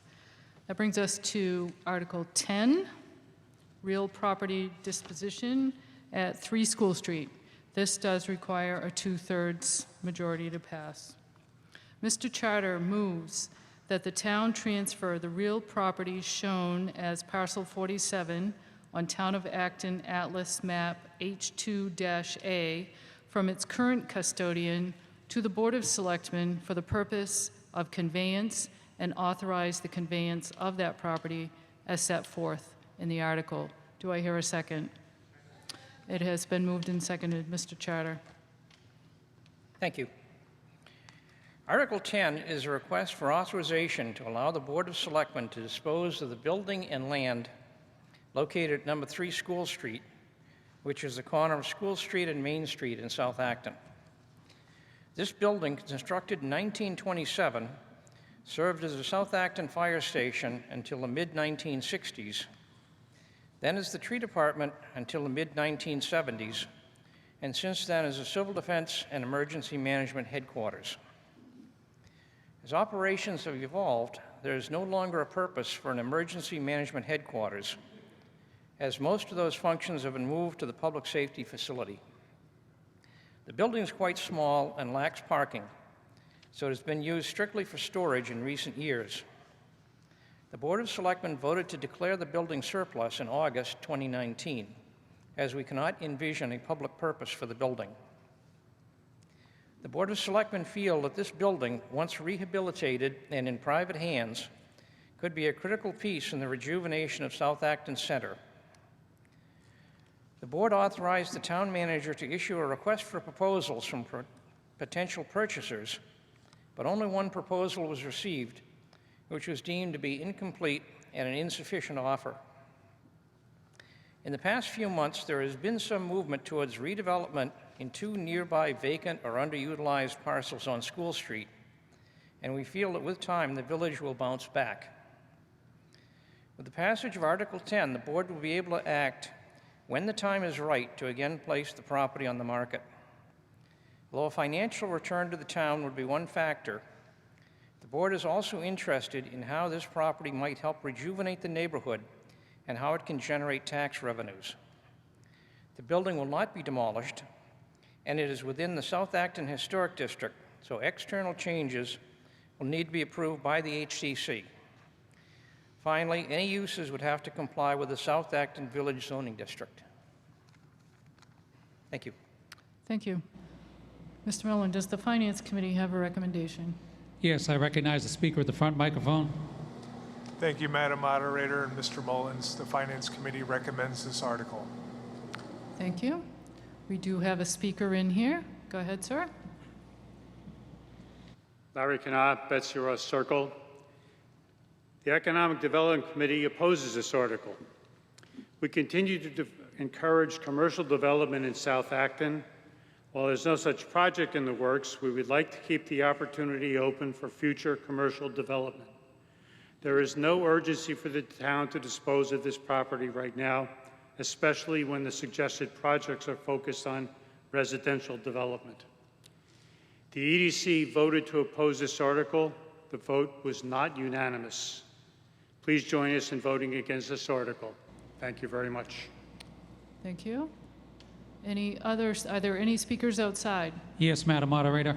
Go ahead. Tara Fredericks, West Acton. I agree with the EDC, and I would like, if in fact if this passes, I urge the Board of Selectmen, if there's not a commercial use for it, to give it to the Acton Housing Authority, because I think it'd be a nice couple of very small units for trained computers or people who want to stay local. Thank you. Any other speakers outside? No, Madam Moderator. Oh, 1 second. Yes, Madam Moderator, we have one speaker. Okay, go ahead. Alyssa Nichols, 76 School Street. I'm wondering if there is a member of the Historic District Commission at town meeting who can speak to this article. If there is such a member, they may proceed to a microphone. Any outside? No, there are not. None inside. Oh, wait, could either. you hold on? Whoops, hold on. Hold on 1 second. You can stay at that back microphone. Recognize the speaker at the rear microphone. Hi, my name is Fran Arsenal. I'm 7 Mohegan. I'm a member of HDC. And I don't know what is the questioner, Alyssa, here. What, do you have a specific question? Is it okay, Madam Moderator? The questioner is going to come back to a microphone and ask the question again. Yes. My question, given the Economic Development Committee's opposition, I'm wondering in terms of possible commercial versus residential development, if the Historic District Commission, since they have the ultimate approval over whatever happens to that property, development, redevelopment, what their thoughts are in support or in opposition, or maybe they haven't even seen any proposals yet. Madam Moderator, we're going to go back to the back microphone for the HTC representative. So it's so early in the game, but there has been other properties that are in the works for, being revitalized. So I can't speak for the whole committee. I personally, as a resident of Acton, I would vote yes. Thank you. Any other speakers? No, there are no other speakers, Madam Moderator. Seeing none, this does require a 2/3 majority to pass. Real property disposition at 3 School Street. All who are in favor, please say aye. Aye. Any who are opposed, please say nay. A handful in here. What's the reading outside? Hold on just a second. Okay.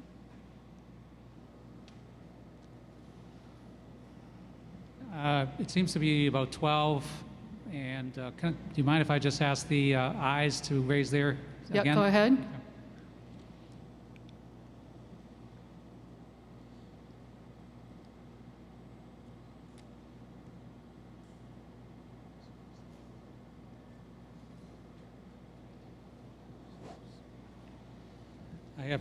I have 12 who are opposed and 37 who are in favor.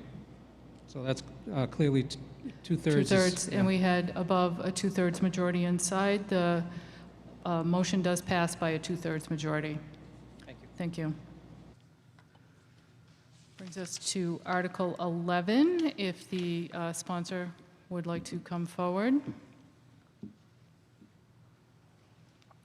Article 11, amend zoning map 32 Weatherby Street. This does require a 2/3 majority. Mr. Durkin moves that the town amend the zoning bylaw map as set forth in the article. Do I hear a second? It's been moved and seconded. I assume you're Mr. Durkin? Yes, I am. My name is John Durkin. I live at Go 18 ahead. Weatherby. You may speak to your article. Yeah, we live adjacent to this real estate that we're trying to rezone, and my request basically consists of the ability to discuss options regarding the existing structures that are on the property. I don't have a set of plans or the ability to make a presentation particularly, but I've had discussions with one of the abutters, happens to be Teamworks. They want to expand their play field. There's a conversation with a local hospital that wants to store some miscellaneous stuff in there. What it consists of, I'm not sure if it's PPE or what, but there's a residential there, residential structure that's under construction for renovation, for rent or sale. I'm not sure which yet. I've had discussions with a lot of people. I'm open to opinions, to be honest with you. If somebody has a suggestion regarding the usage, the current zoning limits our ability to discuss a great deal with anybody. I've got roofing plans and septic system, et cetera, that have to be addressed and can't really move forward without some advice and direction from the zoning board to allow me to use the existing structures. So I guess that's it in a nutshell. Thank you. Thank you. Does the Board of Selectmen have a recommendation?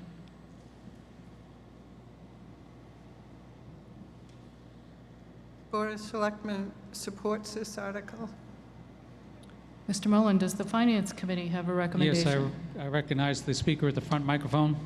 Thank you, Madam Moderator. The Finance Committee decided not to make any recommendation on this. We had a vote of no recommendation. Thank you. Are there any town meeting members wishing to speak? Yes, sir, at the back. Hello, my name is Conrad Cook. I live at 33 Weatherby Street, which is directly opposite this property. So in the 3.5 years I've lived there, I've noticed the noise increase steadily, I'd say. there's a pretty constant procession of very large trucks carrying what I can only presume is building supplies and things. And I was looking up, because there isn't any specific use for this rezoning.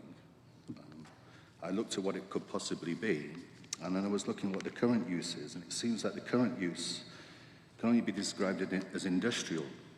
There seems to be a manufacturing process going on with warehousing and involved in some kind of wholesale distribution. So i.e., the current property is this EAV2 zoning, which seems to be intended for agriculture and very small offices and things. So I would conclude, or I would recommend not to vote against this, because it's unclear what the purpose will be, and the current usage for the other property doesn't seem as if it's being used correctly within the current zoning rules. Thank you.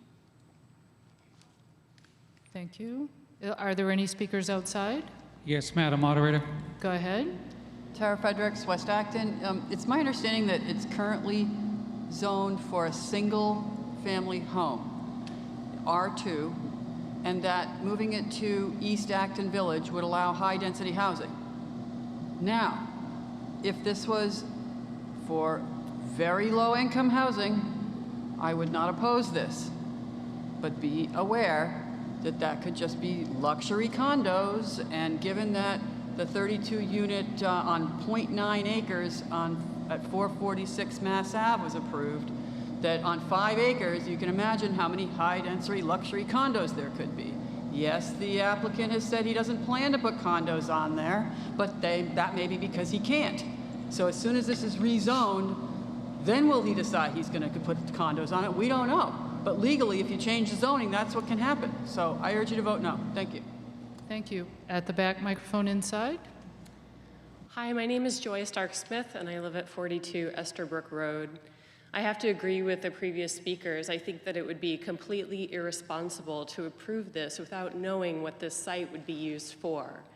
I want to point out that it's immediately adjacent to the Bruce Freeman Rail Trail, and this is a particularly dangerous section of the rail trail because it's located on this cut-through street that people use to get to Route 2, and people are often not expecting to find a rail trail crossing on this road. I'm concerned that introducing any new building site to this spot would basically put lives at risk, and that this needs to be thought through extremely carefully. I also want to make sure that voting people at this meeting are aware that the Bruce Freeman Rail Trail will be expanded in the coming years to go across Route 2. So even though that this end of the rail trail may not be used in as high a volume as we see in other parts, it will receive a lot of traffic in the years to come, and so we need to be very careful with what we do with the land around it. Thank you. Any speakers outside? Yes, Madam Moderator. Go ahead. Lauren Rosenzweig Morton, 26 Marshall Path. From what I see here, this East Acton Village zoning would allow more options to maybe open something along the Bruce Freeman Trail that would serve the bicycle riders. Right now it is zoned already residential, I believe, so this would change it from residential to village zoning, which would allow a little bit of a villagey option there. So I recommend voting for it. Thank you. Thank you. Inside, front microphone. Larry Kanah, Betsy Ross Circle, Economic Development Committee. One of the goals of the EDC is to increase the percentage of the town's property taxes paid by commercial properties, reducing the tax burden that must be paid for by residents. In light of a couple of previous speakers, maybe what I'm giving is a more optimistic view. In a small way, this article changes the zoning from residential to a zoning designation that allows its property to be used perhaps for commercial purposes. To that end, the EDC unanimously supports this article, and we urge all of you to vote yes on Article 11. Thank you very much. Thank you. Any more speakers outside? Yes, Madam Moderator. Go ahead. Front microphone. Hi, Adam Nolde, 13 Broadview Road. I'm just generally concerned about the ambiguity of the request for the zoning change and that there is no plan and that there have been ample opportunities for the person bringing this article to speak in public forums previously, but this is the first time I've heard from the sponsor of this article. So I'm just concerned about it needing to be taken as a decision tonight versus being put off to the future when there is a plan. Thank you. Thank you. Any other speakers? There are no speakers at the microphones out here. None in here. Seeing that, we will vote. This does require a 2/3 amend the zoning map at 32 Weatherby Street. All who are in favor, please say aye. Any who are opposed, please say nay. There's a 2/3 majority inside. What is the reading outside? It's clear that to me there's 2/3 majority opposing the article out here. All right, then I think we probably ought to retake that vote and count it. If you could do that, Mr. Mullen. Okay, all who are in favor, please say aye.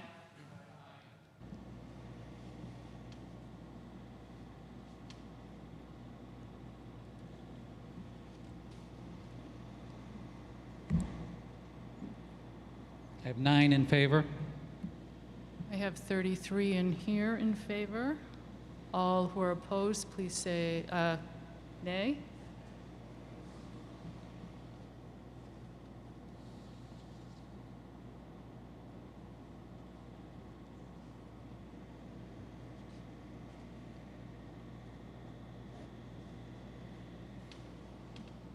I have 59 opposed. 5-9? 5-9. It clearly does not pass then.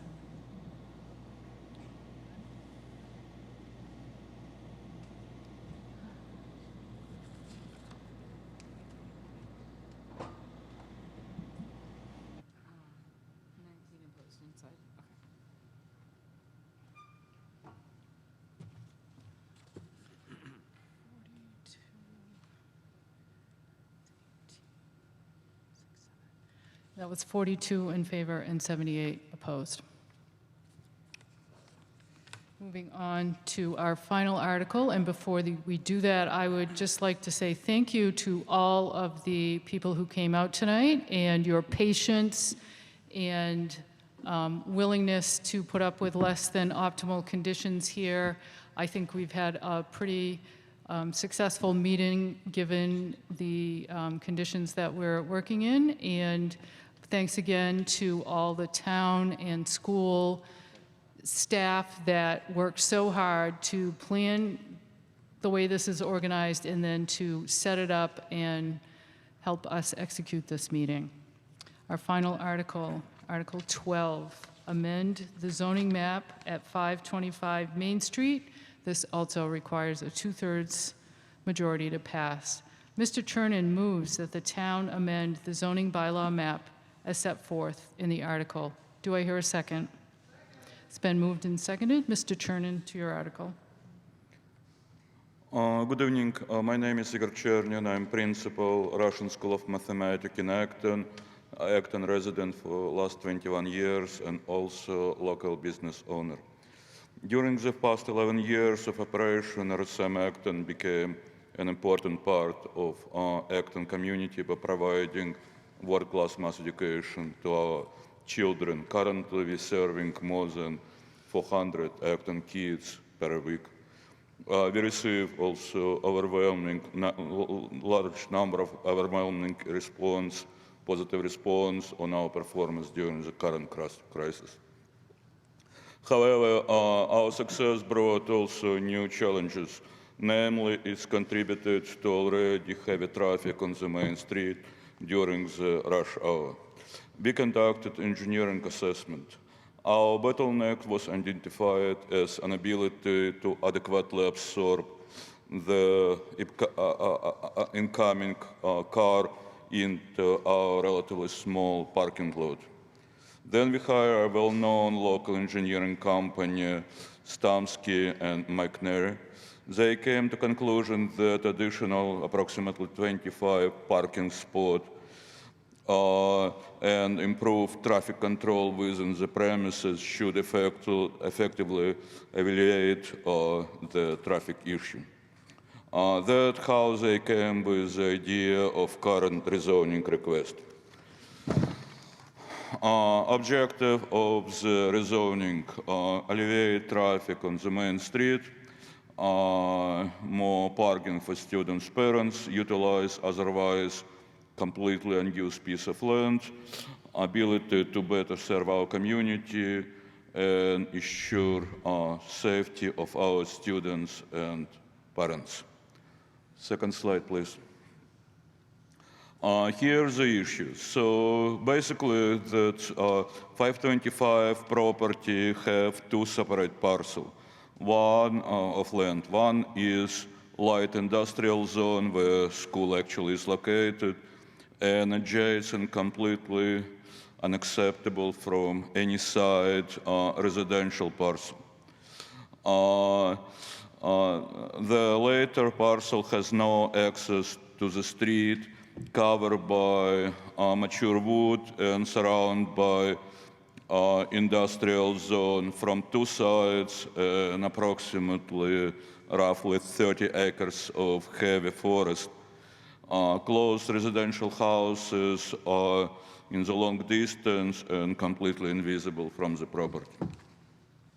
Next, I'm sorry, so basically the red one is where school is located, the yellow one is residential zone. Again, it's absolutely inaccessible from anything. Important is that parking extension only will take only very small part of the new zoning. Basically, this blue part, it's about 15–20% of the entire zone. Next slide, please. So the proposing zoning is aimed to utilize 15% of unused piece of land for expansion of RSM parking lot to alleviate the traffic. Again, let me please underscore the following. No one would be negatively affected by this rezoning. Next slide, please. So that is proposed new parking lot with improved traffic control by RSM employee. So I can go in details about this, but basically it's proposed by Stamsky McNary, and again should effectively alleviate traffic or mitigate traffic on the main street. Next slide, please. And basically, last one, benefits to the community.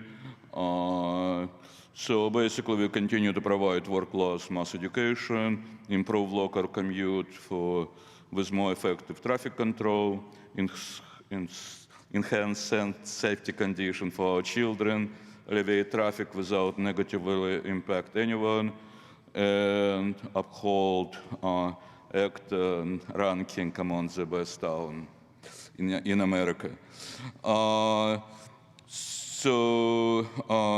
So basically, thank you so much. I would like to. So this approach was approved by Planning Committee back in February. Thank you very much for your attention. Thank you. Does the Board of Selectmen have a recommendation? You can actually just use that mic, John, I think. The Board of Selectmen supports this proposal. Thank you. Mr. Mullen, does the Finance Committee have a recommendation? Yes, I recognize the speaker at the front microphone. The Finance Committee supports this article. Thank you. Are there any town meeting members wishing to speak on this article? Are there any outside? Yes, there is. Go ahead. Tara Fredericks from West Acton. I got to speak up for the trees, and I was really happy to see that little blue semicircle, and I hope he keeps to that because that's an acre of trees, mature trees, and when you say that it doesn't hurt anyone, I'm at least speaking up for the trees in case nobody else does. Thank you. Any other speakers. Yes, Go Madam ahead. Moderator, speaker at the front microphone. Hi, I'm Franny Osmond, 16 Half Moon Hill. I was going to say exactly the same thing. I haven't studied this, and so I don't know what the repercussions for the trees would be from putting housing, which is possible there if it doesn't change, versus putting that amount of parking. I can totally understand wanting that amount of parking, but I also think there are so many locations in Acton where there are places to have the Russian School of Math that have sufficient parking. That said, if it is, in the same way, if it is the small amount that it was said, then it would not affect all those trees as much. And who knows what it is compared to a house. Thanks. Thank you. Speaker at the back. Hold on.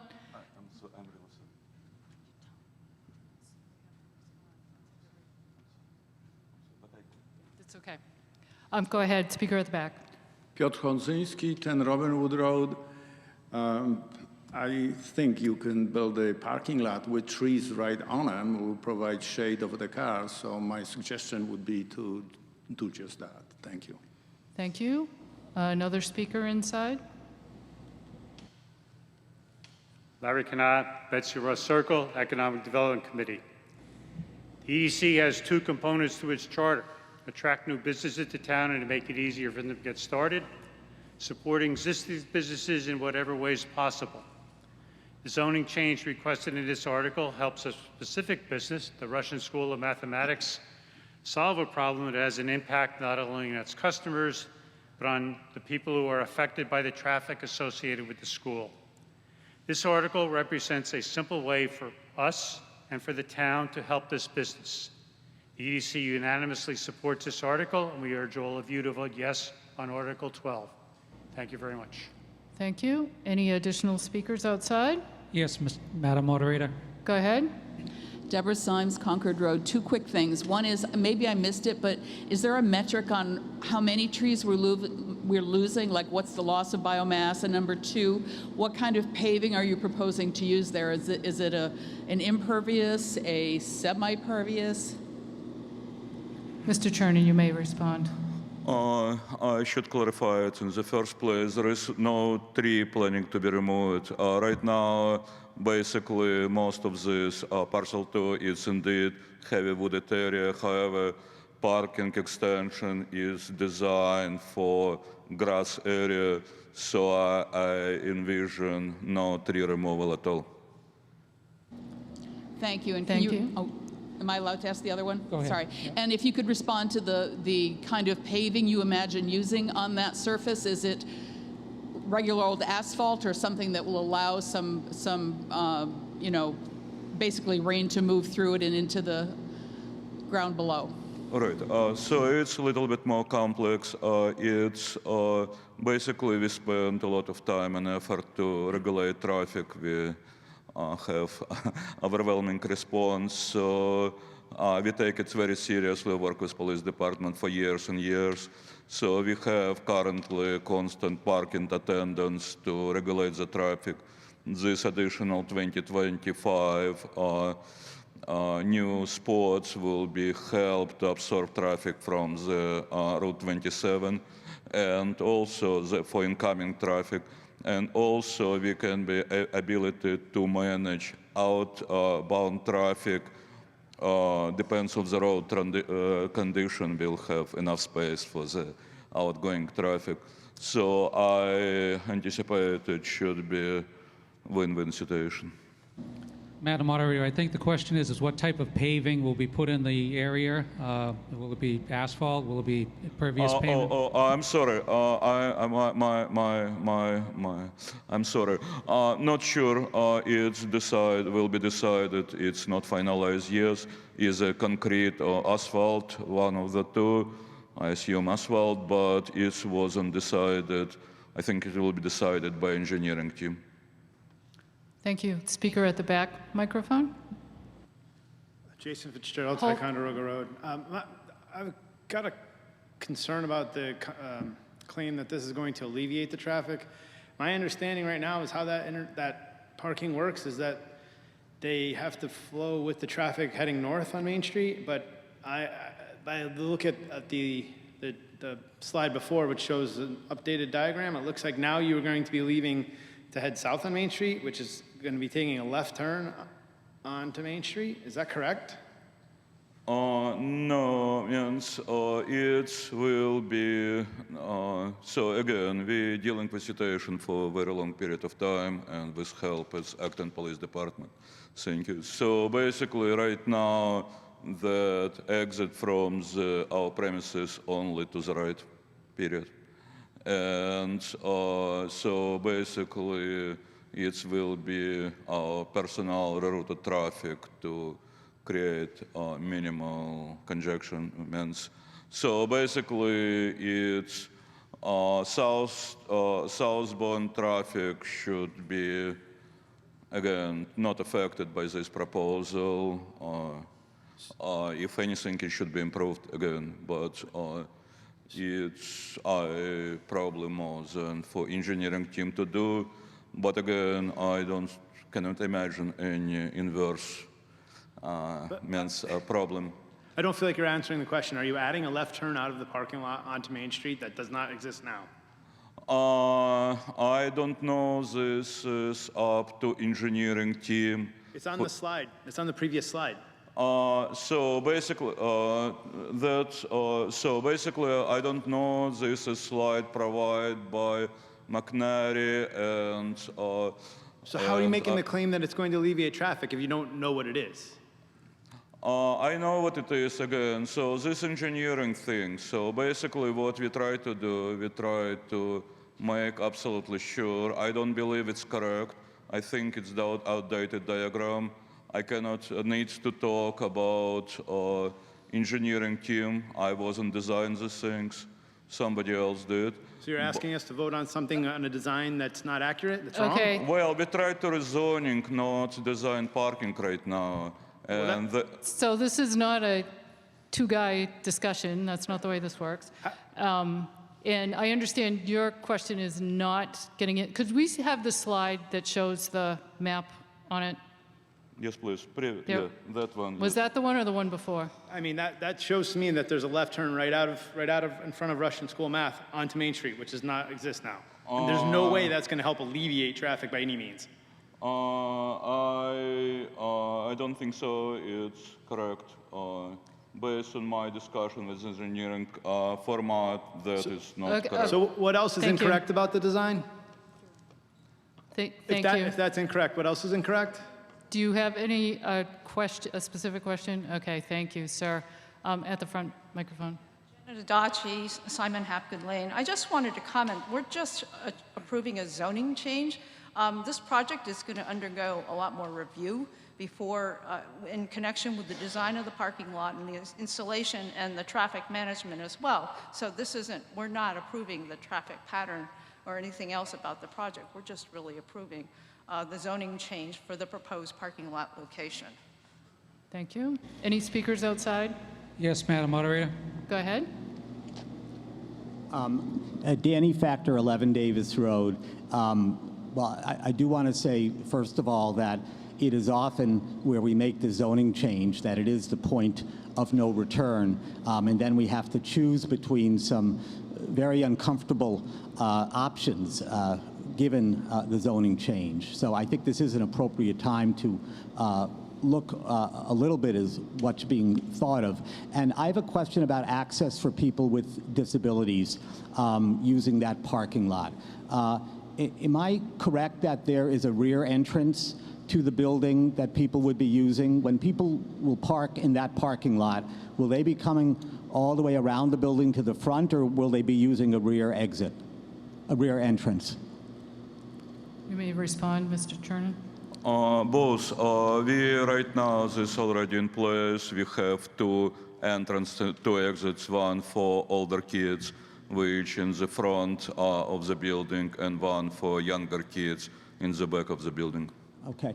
And so for someone with a disability, maybe not even someone using a wheelchair, but just someone who has trouble walking, if they would want to use the rear entrance as the closest entrance for them rather than having to go through the hardship of going all the way around the building, would they be entering on the same floor as the school?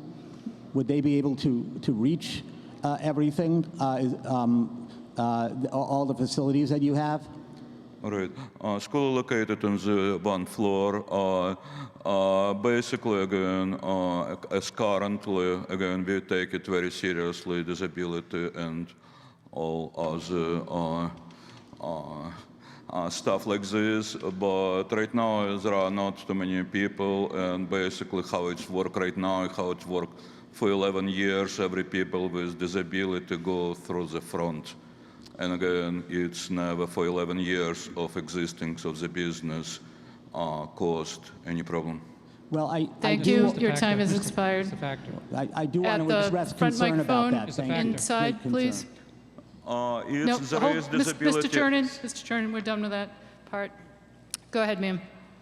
Hi, my name is Bella Chernin. I am from 4 Whitfield Road, 20 years living in Acton.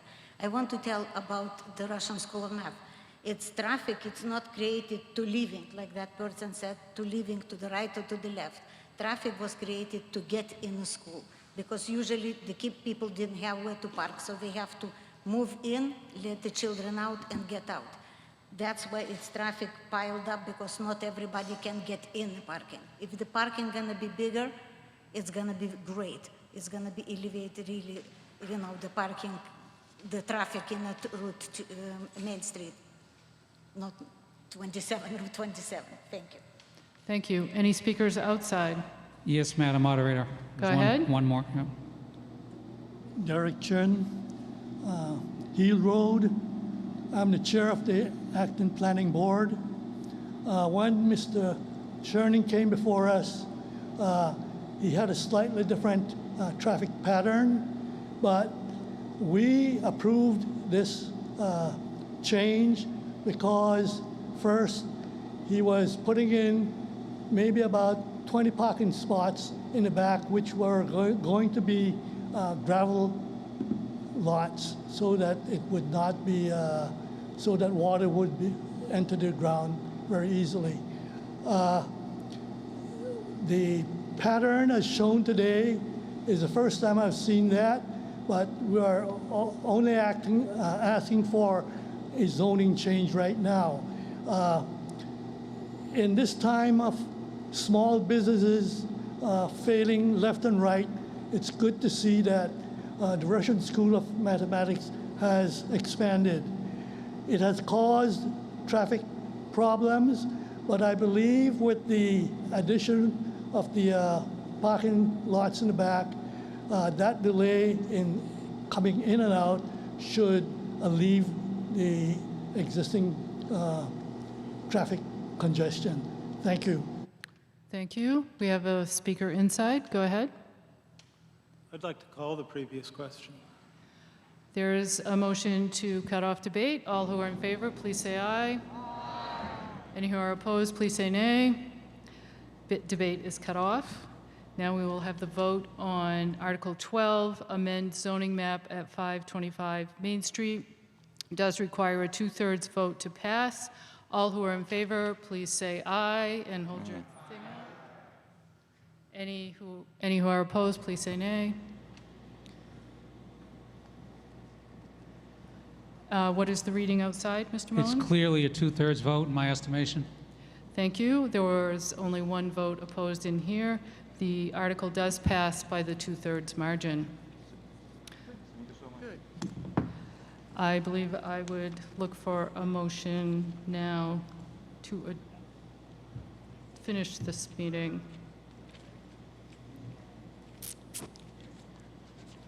Dissolve.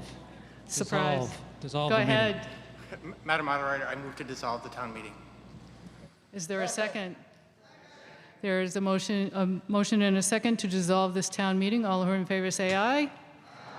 Any who are opposed? Thank you very much.